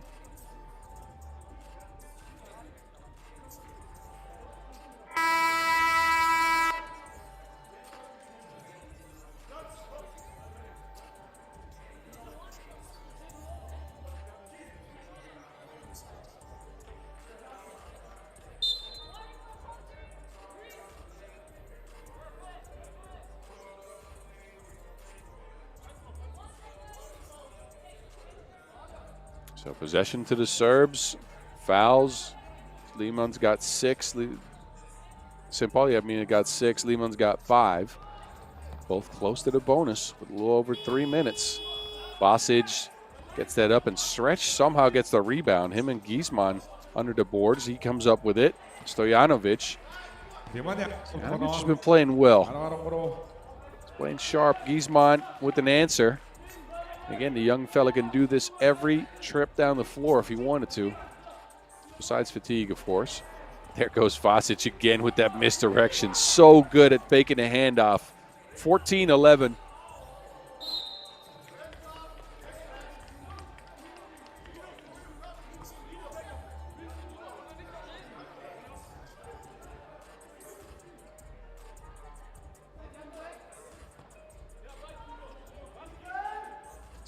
Six fouls apiece after that foul by the Serbs.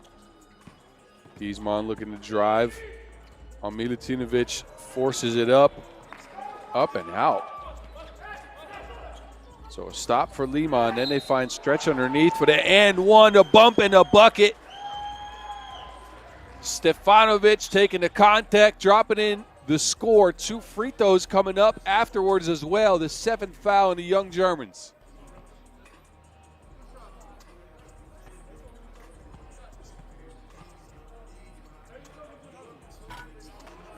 Stretch can't get the first one to go.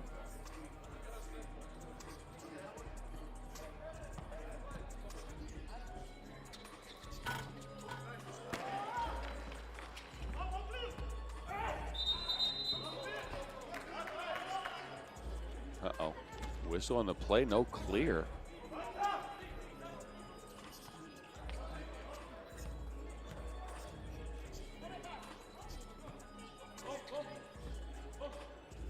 Here goes Vasic again. Liman's got a bit of a lead now, 4 points. Stojanovic looking to add. He steps back, a hand in his face, but it doesn't matter. Splashed that all the way from Novi's side. Giesman, no answer. It's in and out, so Liman in control of the game here with 2 minutes to go. A 6-point lead for the Serbs. Stojanovic has been balling, looking to add to the lead. He does just that. Splash ball. 19-11. Somebody call the fire truck and put Stojanovic out. He is on fire. Get it back to him. Alexa could end things here. Oh, he passes into Vasic. Smart play. And St. Pauli looking out of options. They're going to get a 1 here. Missed, actually, by CD. But this could end things for Liman. Stretch to Stojanovic. 6 on the shot clock. There's a travel called on the play. St. Pauli with an opportunity still. A timeout called by the Germans. But Liman blew this game wide open in the last minute or so.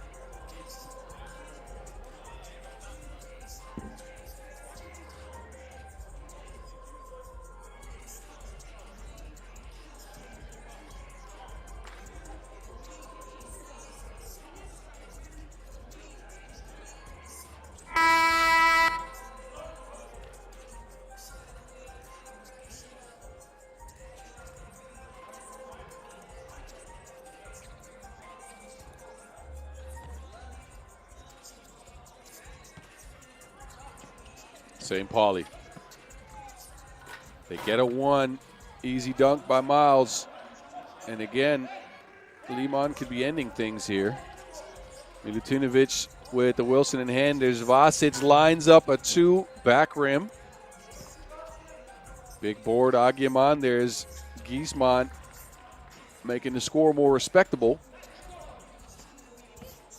Stretch on his way to the rack, shares, Vasic drops, but the tier won't go.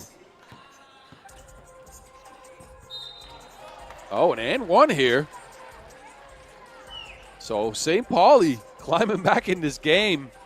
A layup went in. Denzel Agiaman on the stripe for 2. Could pull the game within 2 possessions.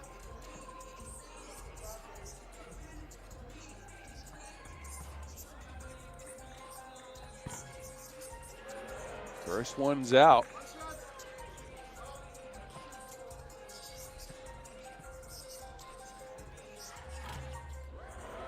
Oh, missing both. That doesn't bode well. Milutinovic, Liman shares it. They look for Stojanovic again, who's racing to the rack. Oh, can't kick it out. Gets it back, and you know what? There's Milutinovic. Ending the game, 21-14. Liman move on into the semifinals, disposing of the young Germans for St. Pauli, who did well. They're going to get an opportunity to shine on this court again this week at the World Cup Under-23. Good luck to the fellas. And y'all enjoy the interview and the highlights. Let's see who we have standing by on court after that victory for Liman.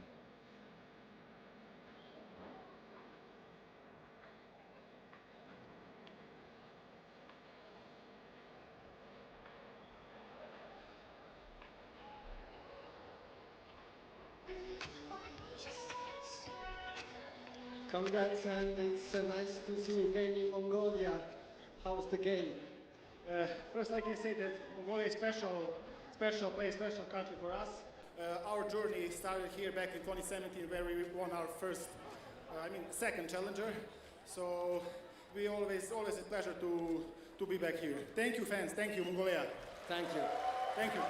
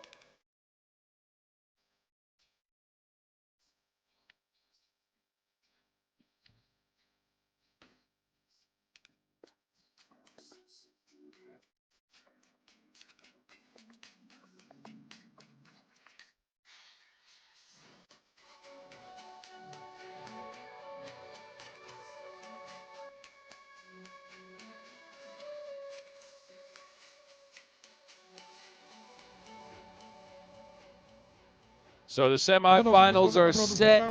We got Utrecht and Raudondvaris meeting up in the first one. Let's get you reintroduced to both these teams.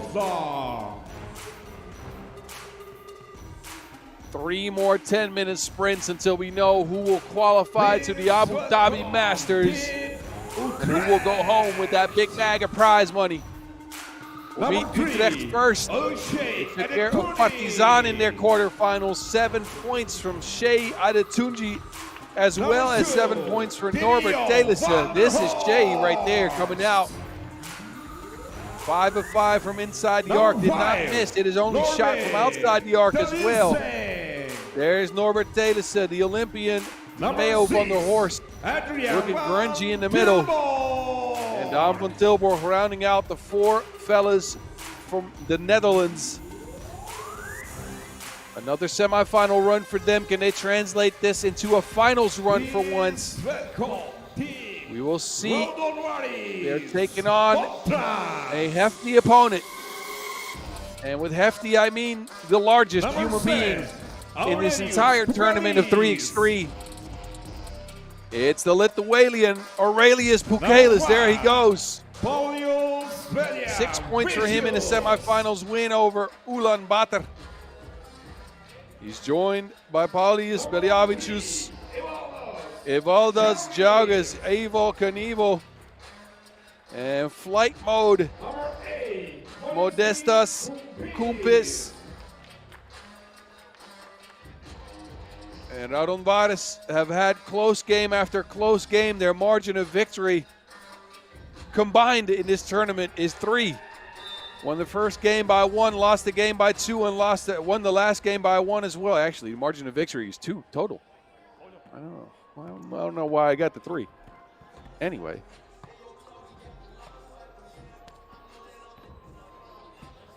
There's your referees in this one. Young Chung Wing and Slobodan Novakovic.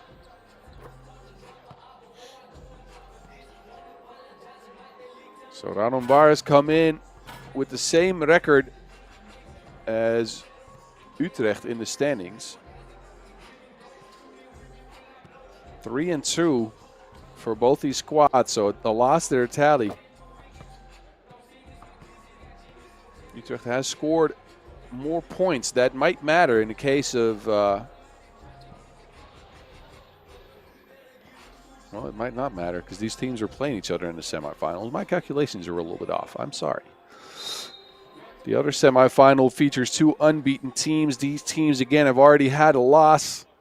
A win will get them to the finals and will get them to the Abu Dhabi Masters at the end of October. A loss, well, a loss will put them in 4th. Just short of an appearance at that Abu Dhabi Masters, so they're going to want to pick up a win here. Both teams are ready to get sprinting. In the first semifinal from Ulaanbaatar Square, it's Shea Adetunji pulling up for 2, starting the game off just like he ended the last game. 2-zip for the Dutch. Play broken up here. There's Dimes going at the cup. He's well known within Lithuania. His wife is from the country. They had their wedding there in Palanga. Beautiful place. I got to visit. Some of these players for Raudondvaris even featured at the wedding. I'm sure they were friendly then, and they're not so friendly now. They're going to want to win. Beliavicius pulls up from behind a screen, misses the 2. Shea chases down the board. Telissen. A whistle on the play. Looks like that might be the first foul on Utrecht. Possession back over to the team in yellow. We're looking to continue their impressive season here in 2024. Beliavicius open again. Raudondvaris placed 5th or better in all but one of the events played this year. And they played 9. So they started off with the 9th place at the Utrecht Masters, have not done worse than 5th since. And will be top 4 here as well, obviously. So a very, very stellar season for the Lithuanian side. Couple that with a run to a bronze medal at the Olympic Games, as well as a big run at the Europe Cup to a bronze medal with some young fellas on the squad as well. And it's been a heck of a year for Raudondvaris, but Utrecht has been a tough cookie in the first minute here. 4-zip. Pukelis now could get the first score for Raudondvaris Hoptrans. Lithuanian from the free throw stripe is secure. So 4-1 after 60 ticks.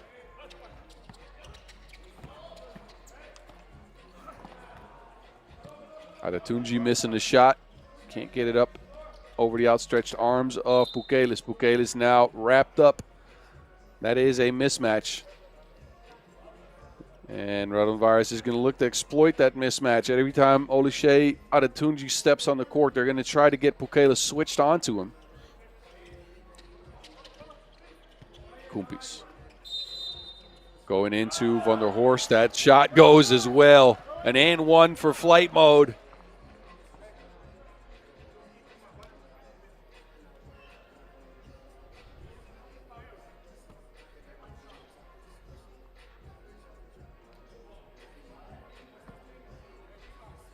Kumpis, who picked up an MVP at the Marseille Masters. Playing out of his mind there. Gets a rebound after his miss. Not boxed out by the Dutch side. Adetunji gets it down to Dimes. Dimes looking to make some moves. A midi pull-up for the Dutch fella is no good. So Raudondvaris getting their clamps on defense in this one. Jalgas pulls up, gets the Lithuanian side a 1-point lead.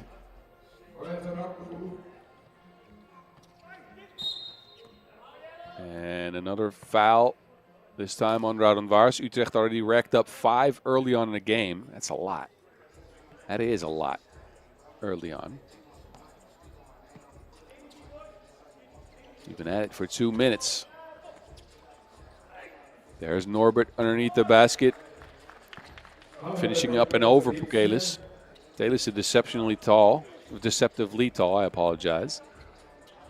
Got long arms as well. Jaugas wide open. Only backboard hit on that one. So again, both these teams, they want to win because they cannot get better than fourth if they lose. From Tilburg dropping to Wilson on that one.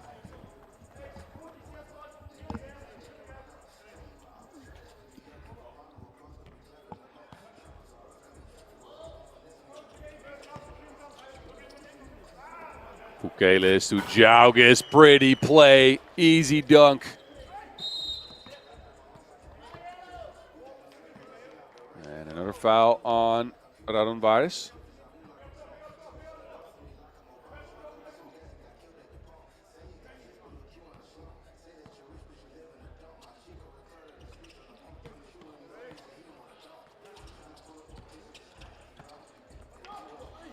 From Tilburg now.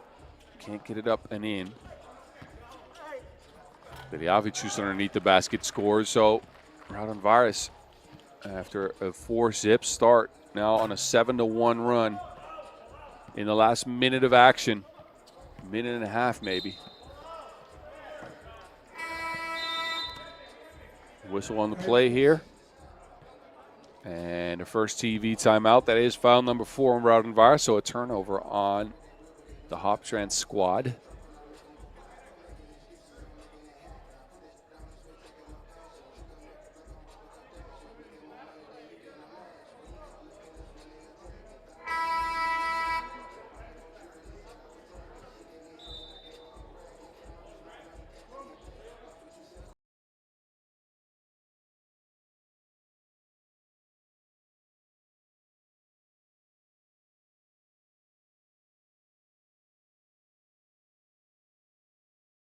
After a hot start, haven't been able to score at will, but there's Talis, a slash into the rack. Big boom for Talis, 7-6. Dealing with Jaugas now. Looked like he got a piece of the Wilson, but a whistle on the play, so another foul on the tally of the Dutch, who racked up 10 fouls in their game against Partizan. Squeaked out a win nonetheless, but they're at that fouling game yet again. Hacking like a lumberjack out there.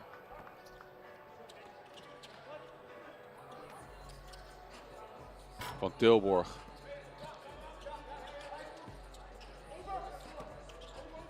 They get it to Jaugas. Jaugas spinning into action. Looking to attack Adetunji, Kumpis, and another foul on the Dutch. You can see the frustration on Adetunji's face.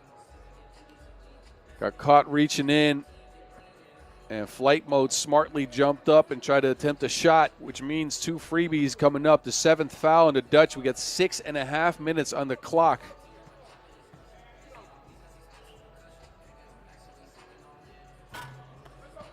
Modestas, though, front rim on that one.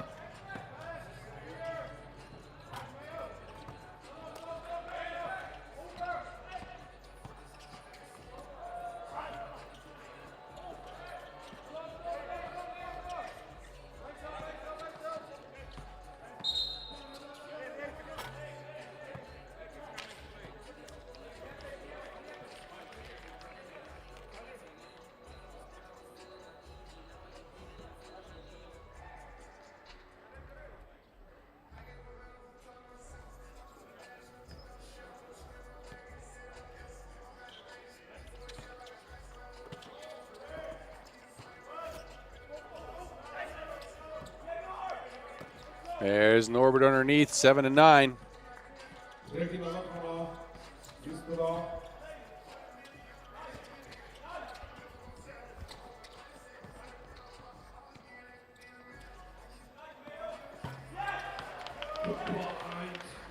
9-9 now after that splash ball.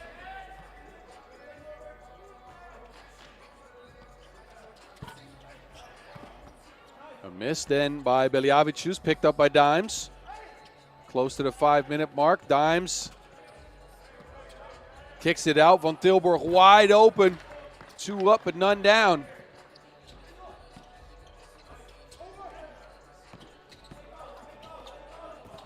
There's Jaugas slashing to the cup. That rolls in.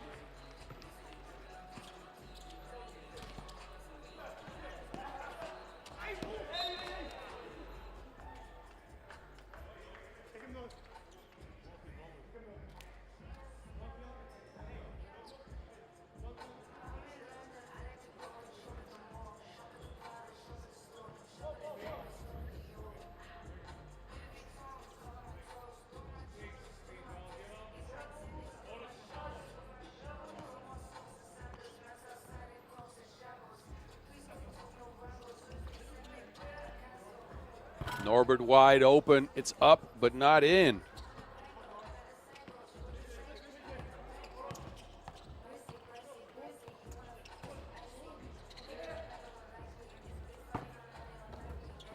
Back iron for Raudondvaris as well. Traced down by Van Tilburg. There's Shea. Adetunji.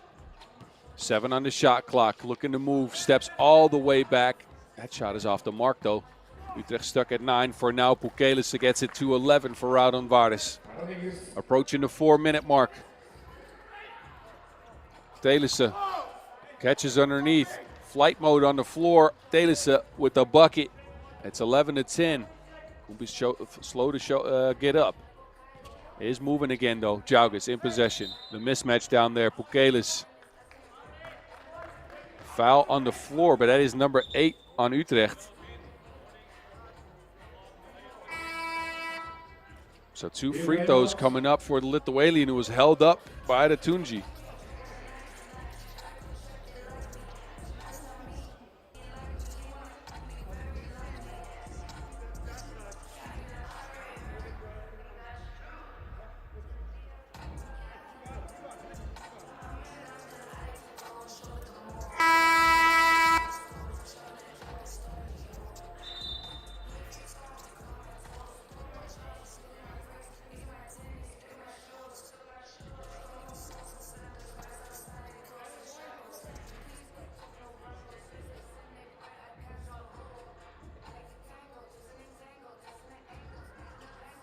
So with a little under 4 minutes to go after our second TV timeout, it's the Lithuanian, Aurelius Pukelissen, on the stripe. He's got 2 free throws. He's echt in foul trouble yet again. And Pukelissen, a very, very capable free throw shooter.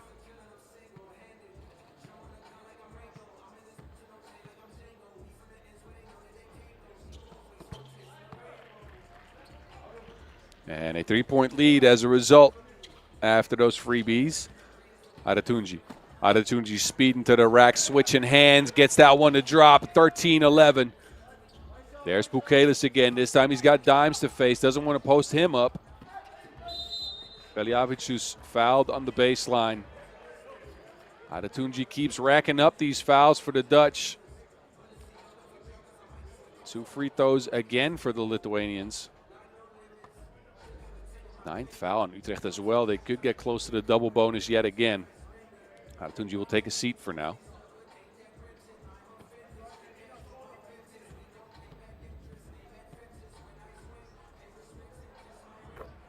There's Beljavic calmly knocking one down.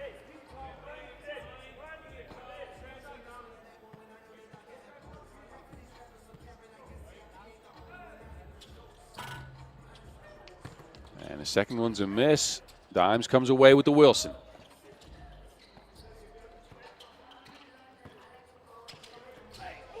Telissen underneath, bumped. There's 2 free throws coming up.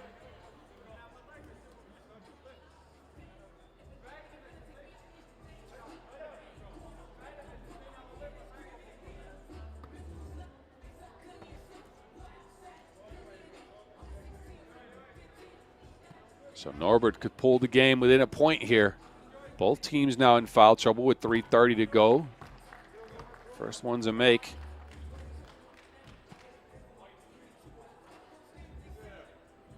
See if he can splash again from the free throw stripe, Norbert Telissen.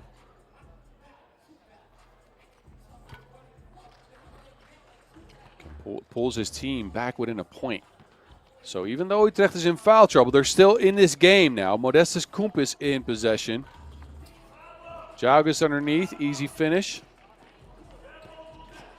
Raudondvaris still in control of the game here. Dimes hesitates, floats, and gets his own rebound. Asking for a screen. Dimes on the move this time. He stops, throws up the hook, but nothing at the end of that.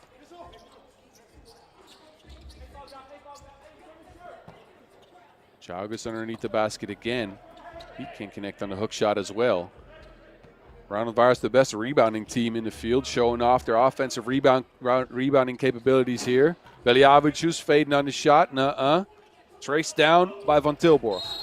There's a seal underneath. A foul this time on Koempis, who is very frustrated with the call.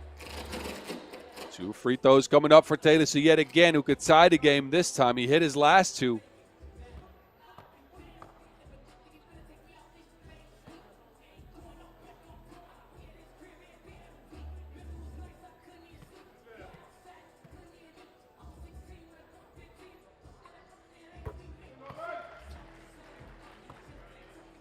Norbert secured from the stripe so far.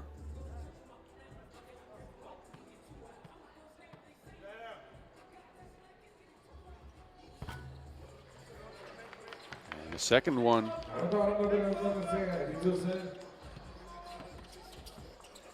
Koempis bump, nothing there.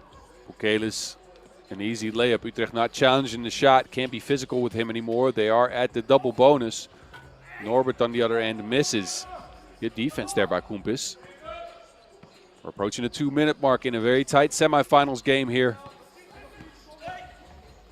Bukelis broken up, gets it back, floats it up there, gets his own rebound yet again. No box out for Utrecht. Beliavicius. Not challenged again on his way to the cup. Adetunji is open. 2 ball up, and it's missed.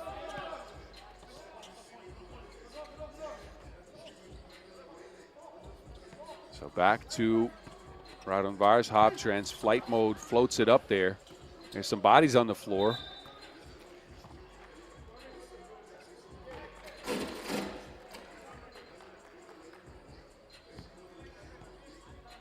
Adetunji's down, holding his back.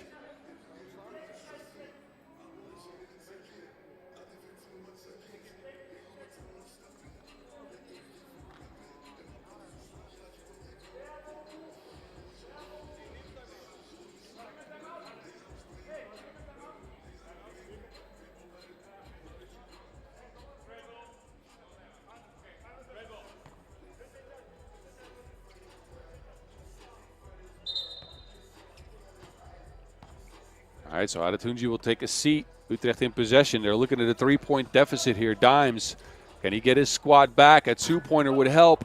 Side rims it. Or chased down by Jaugas. Jaugas on the move.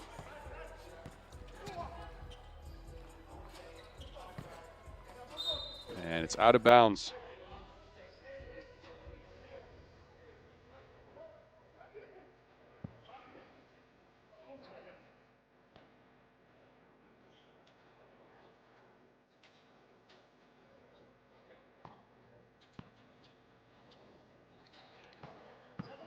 Dimes on his way to the rack, speeds past Jaugas. 18-16, 70 ticks left in this game. Raudondvaris gets closer and closer to that 21-point mark. Here's the Lithuanian. They need to score, they need to stop. Taylor's big steps. Well, that Wilson slipped out of his hands for sure. That was a bucket Utrecht badly needed too, especially because Raudondvaris are now at 20. Any score will end the game for them.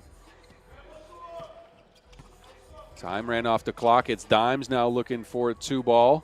Van Tilburg wide open. Gets it to go. 18 points for Utrecht, but Raudondvaris, any score will end the game. Beliavicius. Attacking dimes. Beliavicius is stuck. There's Jauges pulling up for two. Jauges, nuh-uh. Rebound Utrecht. They got the stop they wanted. Dimes tries to splash a two ball. But with 12 seconds to go, this game is over. Utrecht can't foul anymore. They're at 9 fouls. And it's the Lithuanian with the exclamation mark. Raudondvaris will go to the finals out here at the Sansar Challenger 2024. A 21-18 victory over Utrecht, who got close, but didn't manage to go all the way. Congratulations to Raudondvaris. Utrecht once again a great run. Raudondvaris for sure will be going to the Abu Dhabi Masters. Now let's see if they can pick up a victory. Y'all enjoy the interview and the highlights.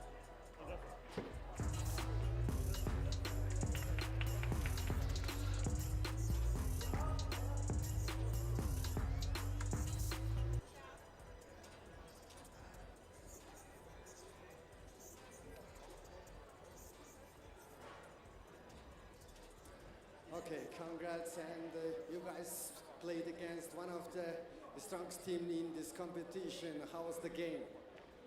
Game was fine. We won, so we are happy we got a ticket to the Masters. So the mission is kind of accomplished, but we still need to win this challenger. How confident are you become a champion today? How confident are you become a champion today? Oh, we're going to give everything we have. We had 2 tough weekends in Asia. We hope to finish on a high note. Thank you, Mongolian fans. You're one of the best.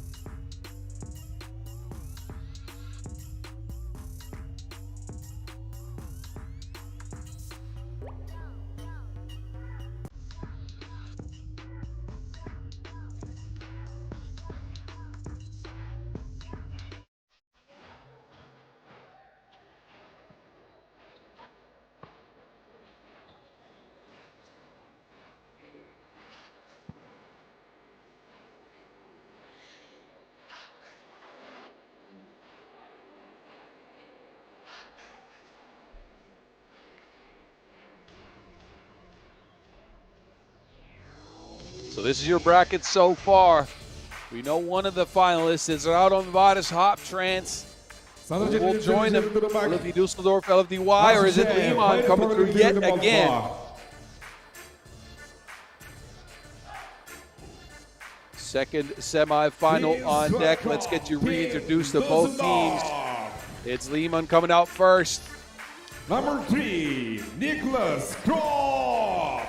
Actually, never mind. It's Dusseldorf coming out first. Niklas Kropp, there you go. 0 points, but still a win for him against Princeton.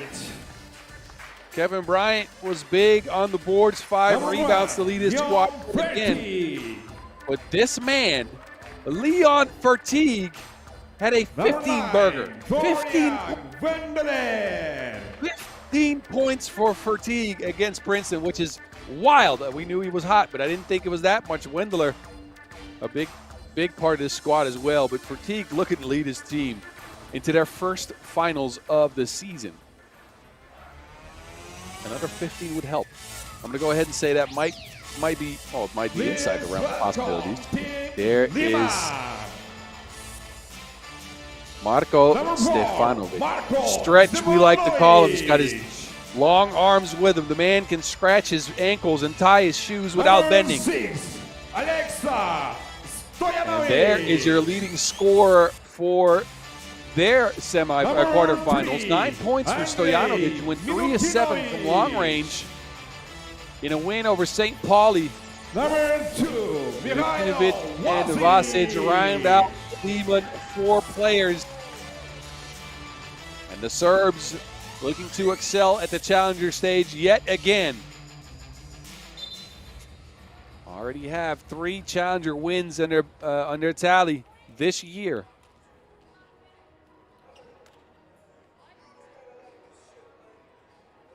Looking to pick up a 4th, if possible. But they are going to have to contend with this Dusseldorf squad that has been scrapping and clawing. Kim Gein and Ryliov Alexander are your referees in this one. And we have 2 10-minute sprints left to go.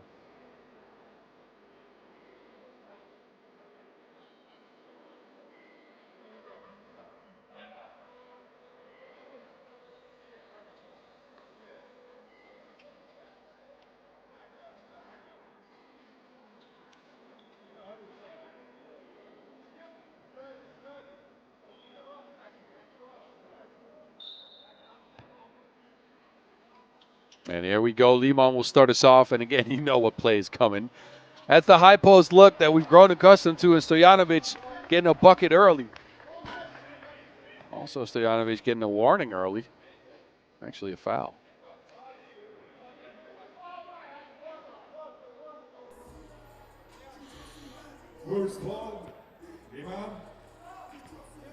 First foul on the Serbs. Also the first point on the Serbs.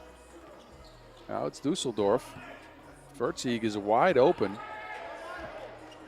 Contact on the play and a miss as a result. No call from the referees. Milutinovic jumps into a 2-ball. Takes everything but goes out. Stretch comes up with the board.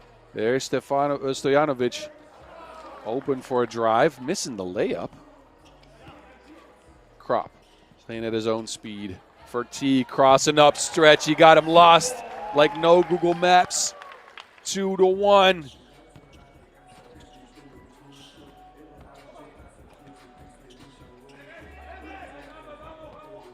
Stojanovic now fakes. Jumps into a shot. Gets his own rebound. Wow, okay. I'm sure he's going to want to have that one back. A wide open layup missed by Stojanovic. Somehow puts that on the front of the rim.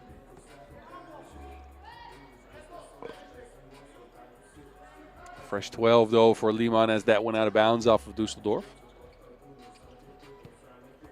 Inverse pick and roll this time. A handoff to Alexa with the deep bomb. 3-2. Liman is such a prolific two-point shooting team. They went 4 of 11 in their quarterfinals game.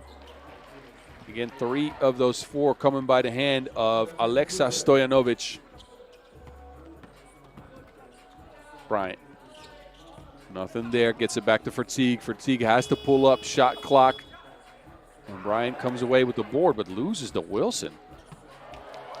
Wendler gets it right back. Wendler's got a mismatch down there. They want to get it to him. Wendler, easy finish over Stojanovic. So Dusseldorf obviously targeting the shorter Stojanovic. Then Milutinovic wide open for 2. Miscommunication on the switch there.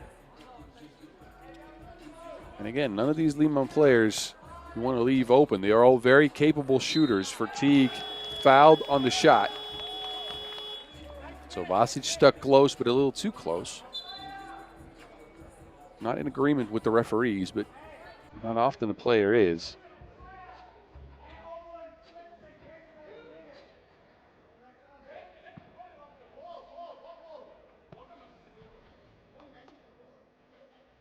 So it's Teague, who is your tournament's leading scorer after the quarterfinals. That 15-piece will help.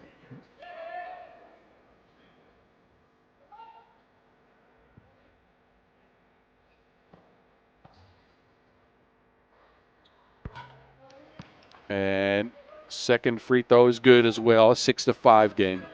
Semifinals number 2 on the way from the second ever Sansar Challenger. Milutinovic tripping himself up.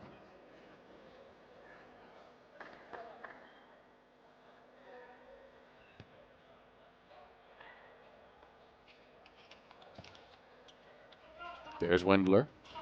Sharing with Krop. Krop on the move. Float game. Krop has been a little bit off today. Out of bounds on Bryant. But again, Nicholas Krop, we've seen him dominate the competition on the offensive end, but he seems a little hesitant. Shots not falling. The float game's not going. Stojanovic. Inside pass to stretch. Somehow gets that to drop off the rim, but on the wrong side. So no score for Liman. Wendler now going at Vasic. Spins into action. A good look. Florian Wendler so solid for the German side. Co-led them in scoring on day 1 action.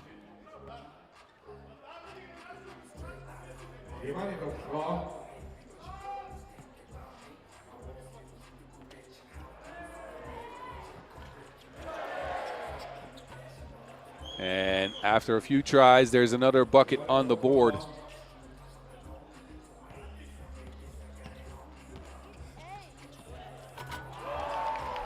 Bang, bang. 7-7. Milutinovic, another pull-up.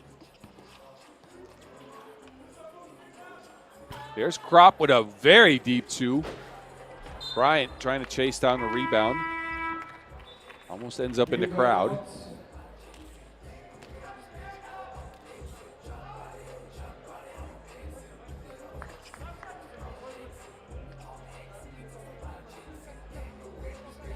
So first TV timeout in the game that is very, very much tied for now.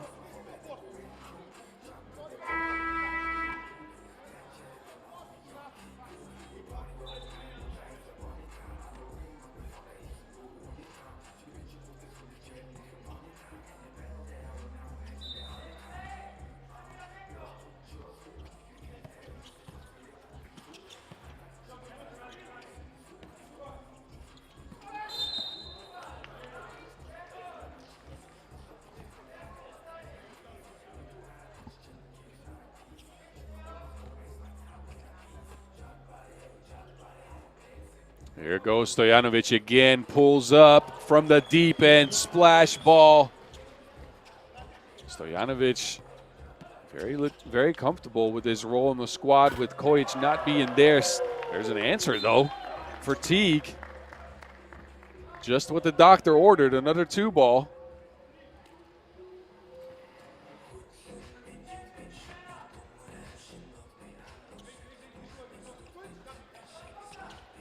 Dusseldorf sticking close to Liman, who's your number 3 seed out here.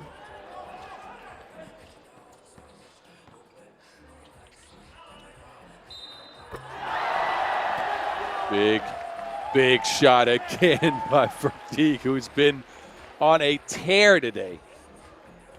What did you eat for breakfast, Leon? Let me know. He steps back, fakes, takes the contact, and makes as well kisses his biceps. He must have had some local Mongolian food. He has upped his play today to a level that even I have not seen before, and I've consumed plenty of 3x3. Missing the free throw, though. Dusseldorf, they got a 2-point lead as a result of his stellar play. Milutinovic, the stretches down there, cooking up another bucket. Vasic almost manages to get a steal there, but travels in the process. So possession will go back to the Germans for Teague. Fatigue hesitation. Behind the back, a delectable dish for Leon Fatigue. 5-star dishing for Dusseldorf. An answer for Liman, though.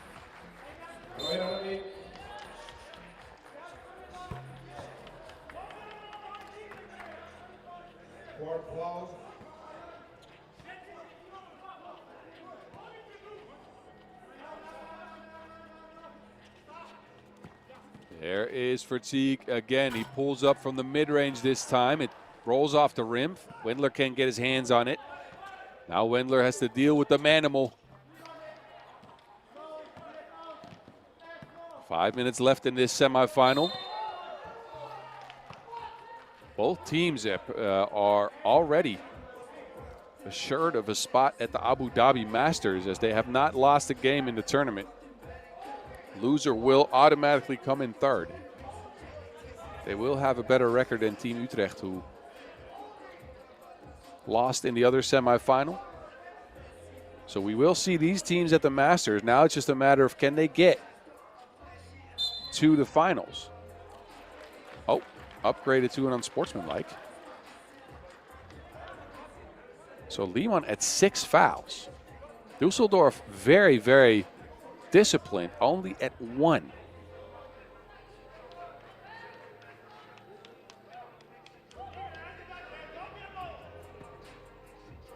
And Fatigue is the main reason why.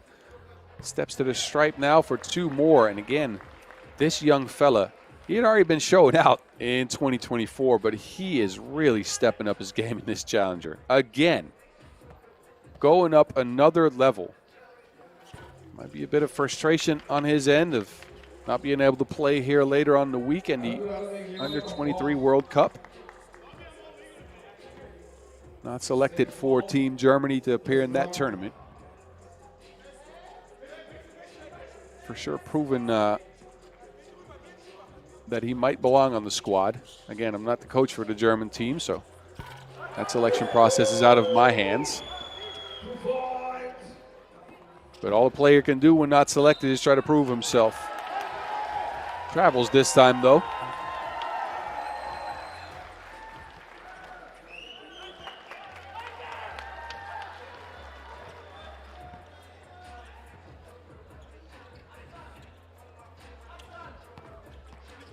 Stojanovic behind the screen.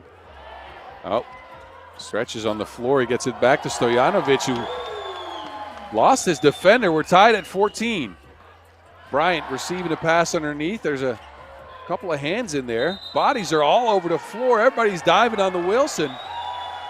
Milutinovic screaming. That floor needs to be cleaned up. There have to be some wet spots on there.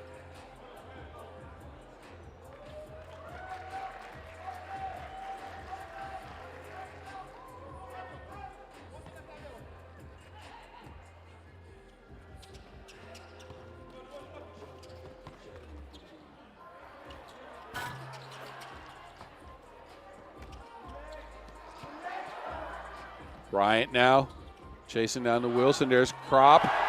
Kropp finally gets a 2 to go. Nicholas Kropp needed that one badly. Hadn't had the best of tournaments.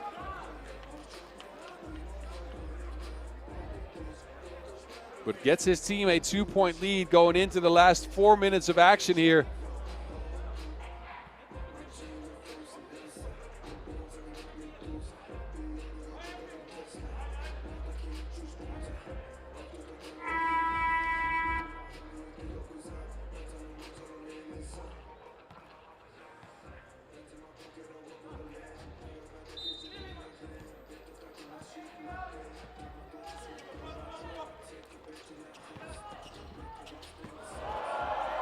Uh-oh. Stojanovic got loose for one. Back to Fatigue. Can he carry his team? A hesitation. Fatigue up and not overstretch. It's a miss. Now he has to deal with stretch down there. Foul on the floor as a result.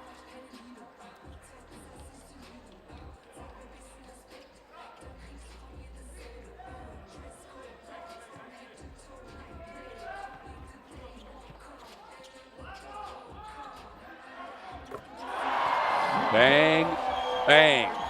17-16. Liman take the lead yet again. Krop just hit a 2. He takes a drive this time, leans, and it barely falls off the rim.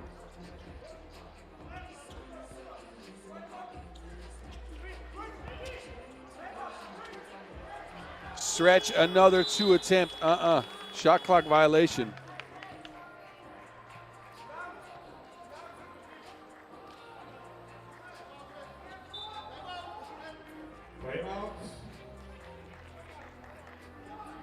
So a timeout called. 3 minutes left. Liman, a 1-point lead. The Germans managed to get leads a couple of times in this game. Now they're looking at a deficit. Can they come back in this one?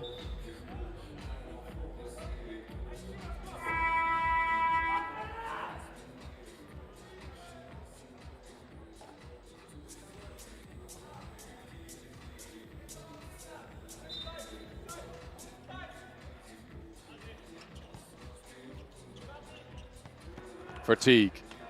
Behind the back, side steps, contact. Looking to show the contact as well, but missed the shot. No call on the play. Liman with an opportunity to extend their lead here.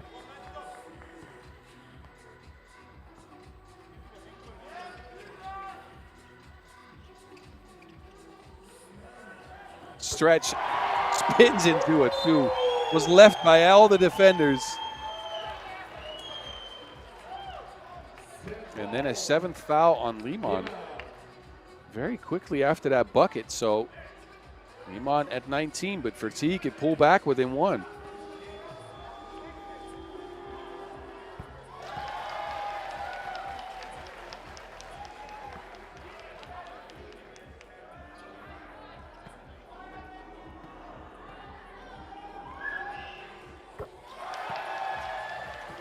So a 1-point game, and there goes another foul. Dusseldorf still at 4 now.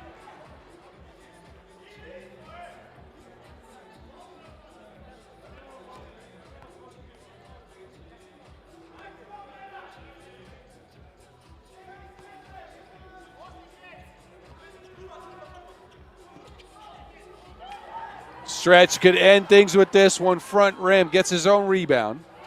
Takes it out. Stojanovic is open. Blocked, though, by Fatigue, who is not willing to let his team lose just yet. Fatigue throws that back out to the Parliament building. Take a look as Fatigue snatches the Wilson out of midair and throws it into the rows. 9 on the shot clock for Liman. A 2 would end things for them and bring them a finals berth. Stojanovic behind the back to no one. The idea, I like. The execution, I don't.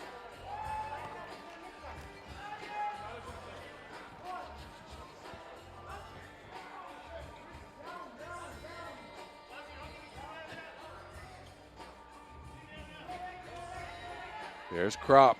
Dusseldorf need a bucket here. They go to Fatigue. A mismatch in the post. He fades on the shot, gets it up and over to tie the game at 19. A 2 would end things for both teams.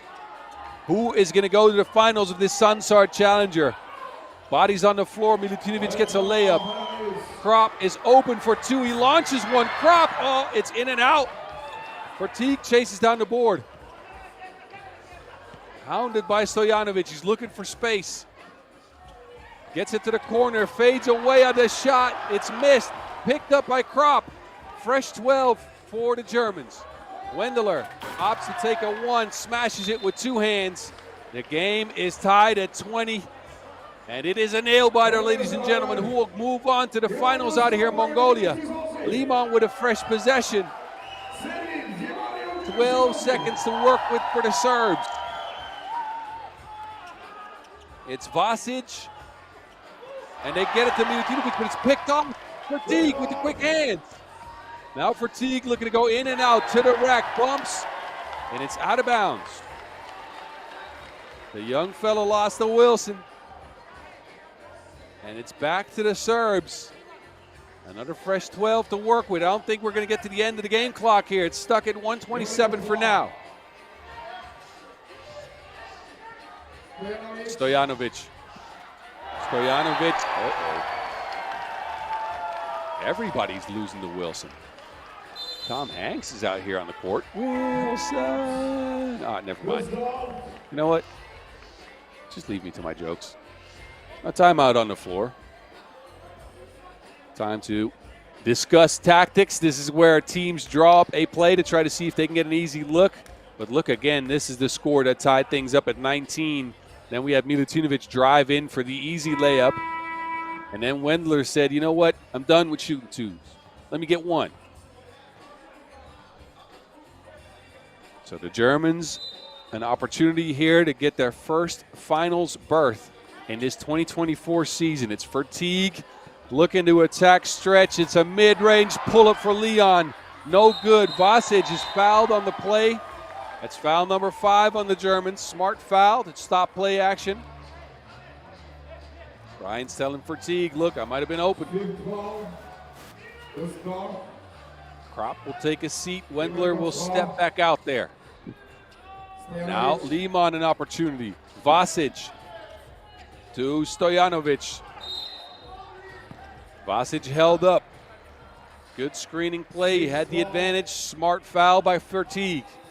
But now Dusseldorf is at the bonus, so they can't foul anymore, or they will put Liman on the free throw stripe. Same play for Liman. Stojanovic to Vasic. Vasic in between the crowd. And a foul called on Bryant. So Mihailo Vasic, the manimal, 2-time Olympian, Olympic bronze medal winner, will walk into a free throw, a pair of free throws actually. One is enough to put his team in the finals.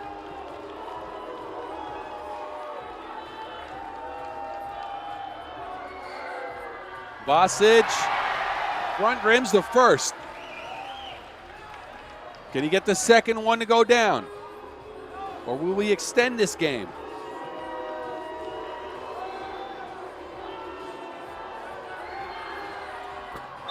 And Vasic ends it. Liman back in the finals after a 21-20 takedown of Dusseldorf. What a run for Dusseldorf in this one. We will see them at the Abu Dhabi Masters. They come in third. But barely edged out by Liman in this one. We will see Liman in the finals taking on Raudondvaris. Y'all enjoy the highlights and the extended break. The finals are on deck and slated to start at 6:10 local time, so that's in 25 minutes. Don't go there. I will see you there.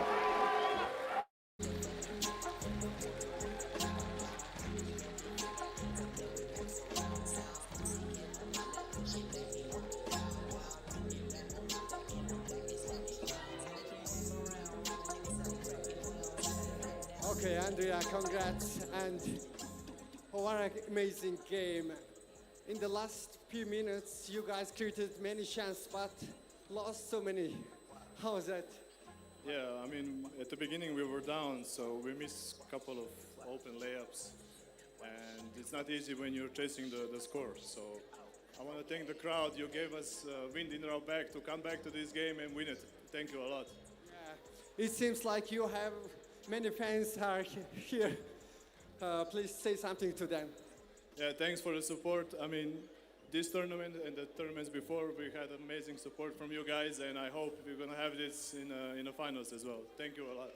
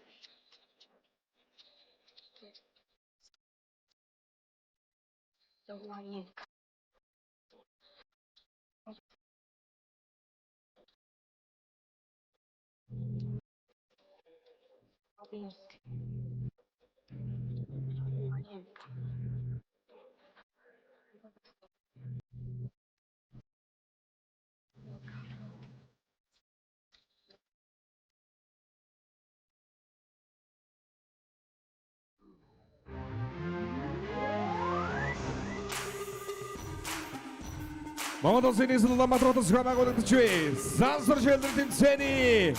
Finalde dokumentik de bossa. One more 10 minutes sprint left from Mongolia. The Sansar Challenger 2024 will come to a close after this one. Who will follow in the footsteps of Lausanne and get a win and stand atop the Sansar Challenger? Our news, Pauli. And obviously winning in 2023. We are going to get you reintroduced. Raudondvaris took care of Utrecht 21-18. It was Bukelis with 9 points and 6 boards that came up big.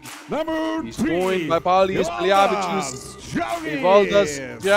who had himself 6 points in that semifinals win as well. And a flight mode flying out here. Modestas Kumpis. 9 rebounds for the leading rebounder in the field.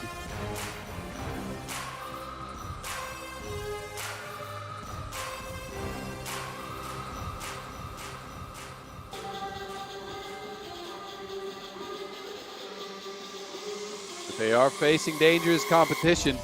It's a 2-time winners this year in Raudondvaris against a 3-time challenger winner here in Liman. Stefanovic comes out first. Number 6, Alexa Stojanovic. Stojanovic has actually been on a tear today, leading the team in scoring in both of their games. 8 points for the young fella in a semifinal win over Dusseldorf, a 1-point victory.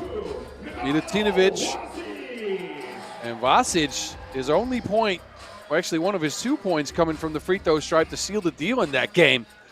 Vasic, a quiet game against Liman, or against Dusseldorf, but it was enough for his squad to pick up a W. And as he said earlier in an interview, he's well versed at winning out here in Mongolia. I was actually present as a player for that 2017 victory of Liman's out here. Long time ago, I understand that, but Vasic was a part of the team back then, is still a part of the team now. So a long-standing member of this Liman squad.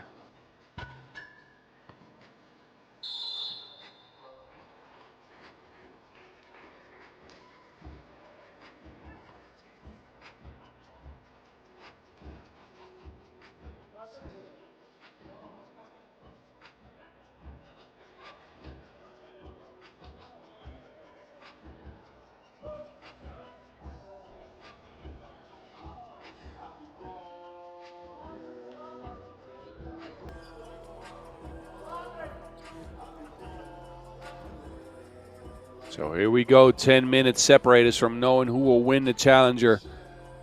Both teams have obviously already qualified to the Abu Dhabi Masters, as has Dusseldorf LFDY. Here we go, Raudondvaris will start us off. It's Jaugas taking a drive and stretch, saying nuh-uh.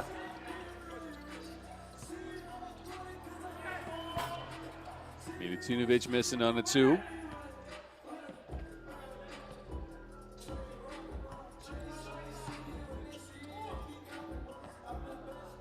There's Kumpis, a 1-foot fader splashing from the corner.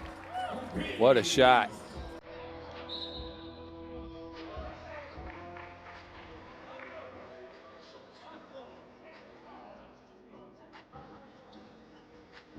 So Raudondvaris on the board first.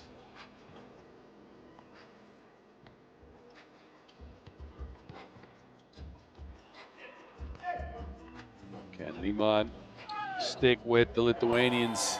Vasic, big bucket underneath. There's Bukelis open for 2. Splash ball and 1. Whistled on the play. The shot will count. Actually, that foul was off ball. So that means not no free throws coming up. First foul on Liman, though. Kumpis willing himself towards the basket. But Milutinovic got some long arms of his own. Tough to score over those. There's Andrea. Bumps, hangs, does not hit. After some hot potato, there's Beljavic coming up with it. Jaugas lines up at 2.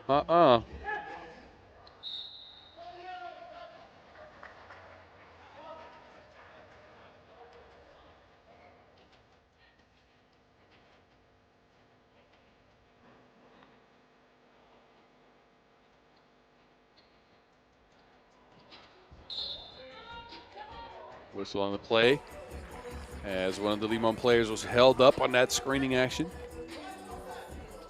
Stojanovic, a quick pull-up. No good for 2.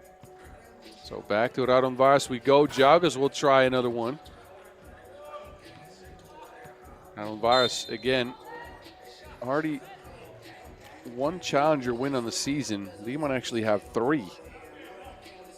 Raudondvaris does have a Masters win at the Marseille Masters. Also won the Arlyon Challenger. Made a finals run at the last 2 tournaments they played in, Xiong'an and Lausanne. Both came in second. Looking to improve from that, obviously, but could be considered one of the hottest teams in all of 3x3, especially with their body of work throughout the season.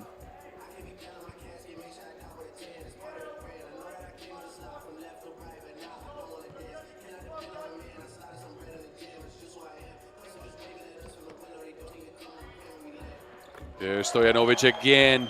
He's been on a tear today. Picked up the slack for Chef Koya, normally the shooter on the squad. And it's been an impressive result for the Serbs.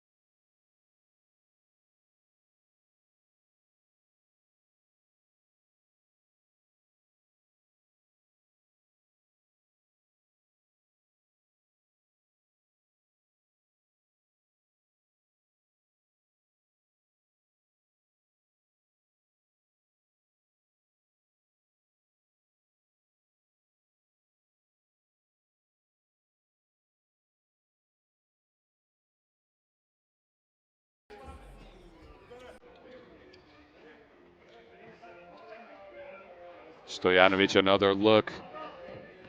Traced down by Kumpis this time. Your leading rebounder in the field. 26 rebounds before this game. And there's your second leading rebounder getting a bucket, Bukelis. So the squad has been in full effect for Raudondvaris Hoptrans.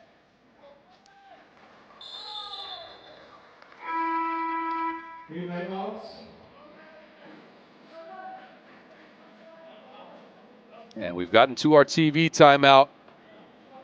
And a final that's been a little bit slow. 11 fouls, 10 points early, so it's been a wrestling match between Liman and Raudondvaris. Stojanovic has been able to get loose for 2 twos. And you know what the Lithuanians did? They went into that man. He's large.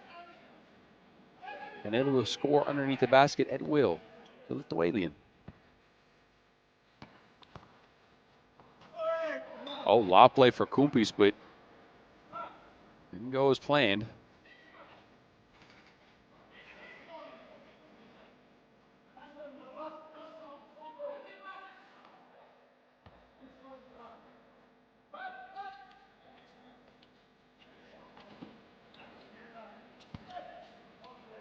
There's Milutinovic.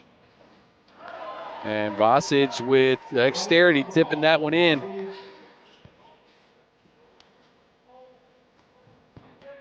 Here goes that volleyball again.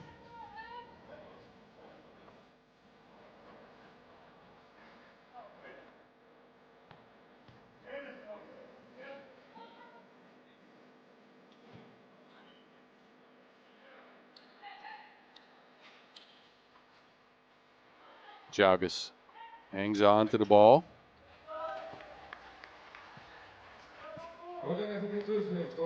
And fouls and points are all tied at 6, unless Stretch can change things. Well, took a lot of the rim, but it's 7-6 Liman. 6 minutes left to go to see who gets a dub here. Bukelis.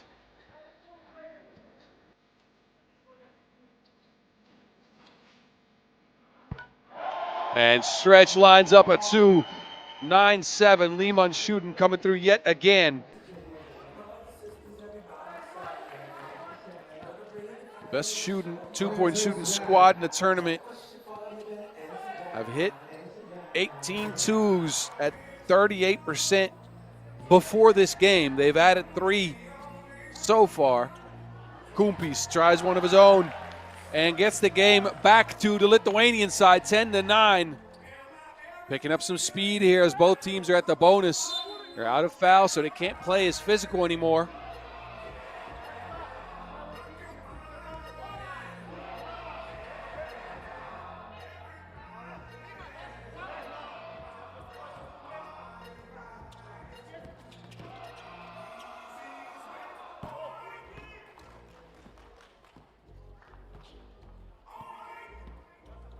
Beliavicius attacking the rack. Can he get around the Vasic? Yes, he can. Now he has to deal with Vasic inside. They go to Stojanovic. And again, it's Kumpis coming away with that. Jaugas on the move. And Paulius pulling the trigger.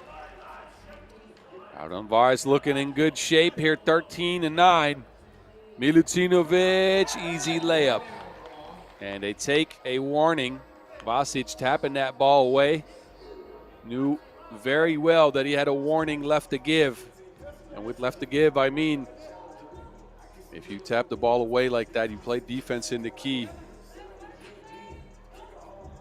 You only get 1 warning, and after that, it's a technical foul.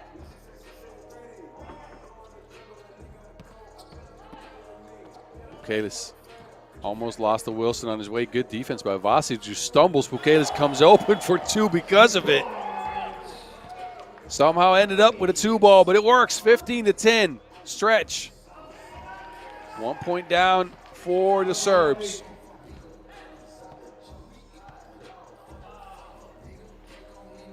Bukelis now looking at Stojanovic. looking for space. Pulls up yet again, ended the shot clock. This one wildly next to the basket. So an opportunity for Liman to get back into things here. Stojanovic, top of the key.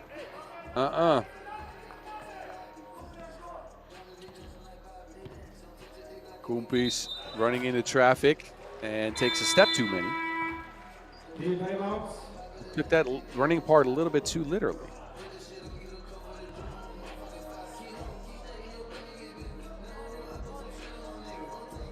And our second TV timeout as we take a look back at some of the happenings in this final of the Sansar Challenger. Now, if you're tuning in just now, you know, you're a bit late. Happy to have you for the finals, though. But please subscribe below. And if you haven't done so, go to Instagram and hit us up at FIBA 3x3. Let us know what you think of the games. You'll see all of this action, as well as the Women's Series final in Hangzhou that's happening today. And then the World Cup Under-23 that's going to be going down later on this week from this spot on Ulaanbaatar Square, where Milutinovic gets the game back within 3 points right around the 3-minute mark. Okay, this got a mismatch. Looking to attack Stojanovic. Easy layup as a result. The man is a walking mismatch.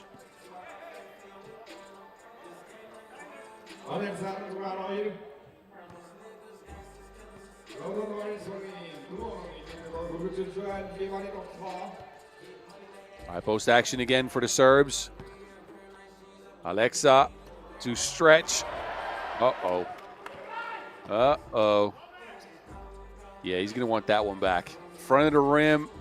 Open layup miss. Then Biljavic's looking to pass, but it's broken up.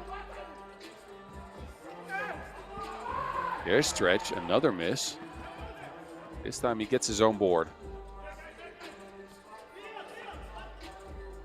Stojanovic trying to calm the troops.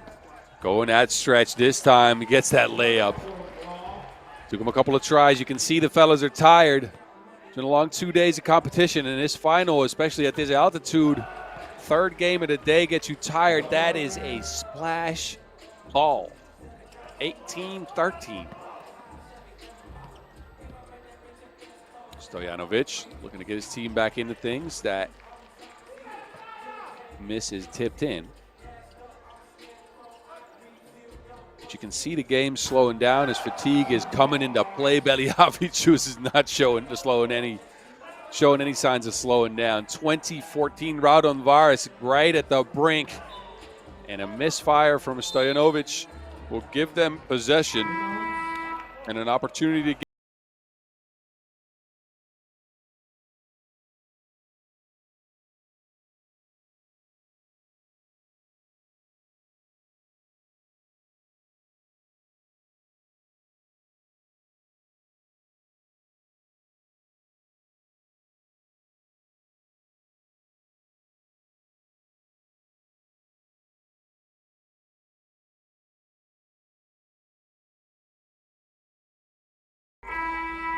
So 1:47 on the clock, but I'm pretty sure that won't matter. I think we might be able to get to the end of this game before the limit. Raudondvaris, a fresh 12 seconds and a freshly drawn up play to get a dub. They get it to Kumpis. Kumpis sidesteps on his way to the rack attack. He goes up, misses. Rebound, Milutinovic. Liman, a long-range shot. Stretch. Cannot clean up the mess. There's Pukelis. The biggest mismatch in 3x3. There's Jaugas. They leave him open, and he splashes the two ball. Ivaldas Jaugas gets Raudondvaris their second challenger win of 2024. Their third win on the pro circuit of this season as well. What a game, what a tournament. And look at the fellas, they are happy. Didn't bring their two best shooters in Vingelis and Ujupiz, who I'm sure are watching from home, but it didn't matter. They have come out on top out here in Ulaanbaatar Square after a 22-14 victory over Liman, who had a wonderful run themselves. came up just short in the finals.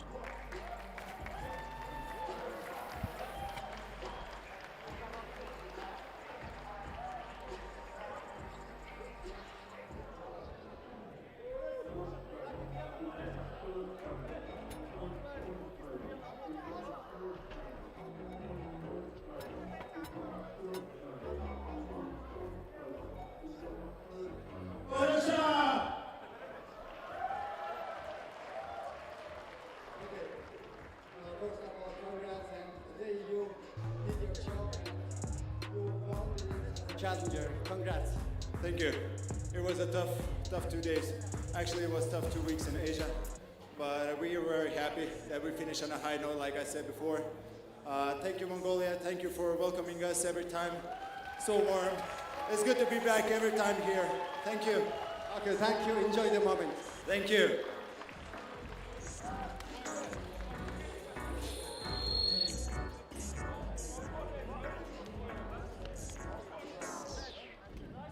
Utrecht'te onun serisinde Ulaanbaatar'da çıkan Utrecht'in Sansar Challenger timseli Challenger Raudondvaris Malta.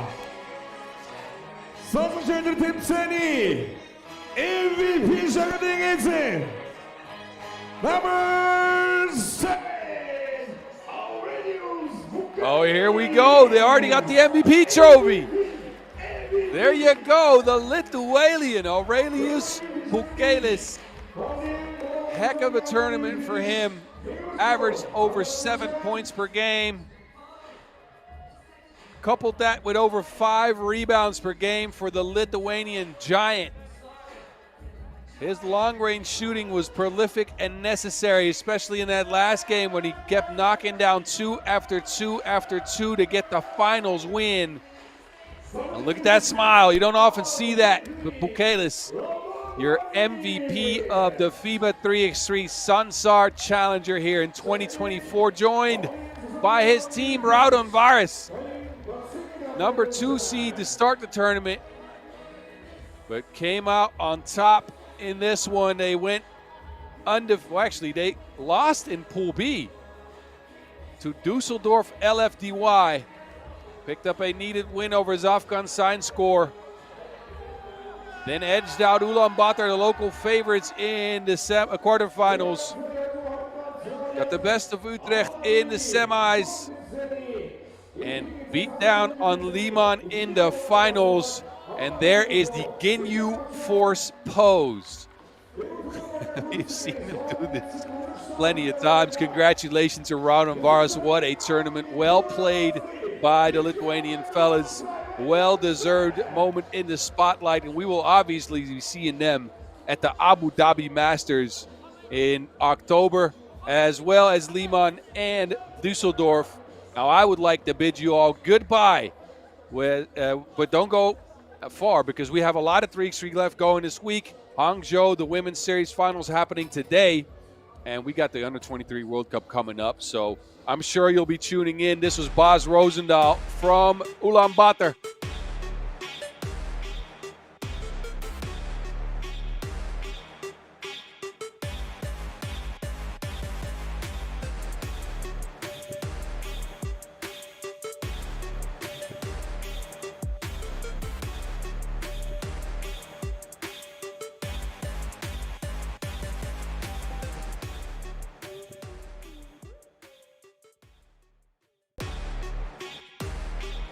Aliado najisi bukumuzda vayrda.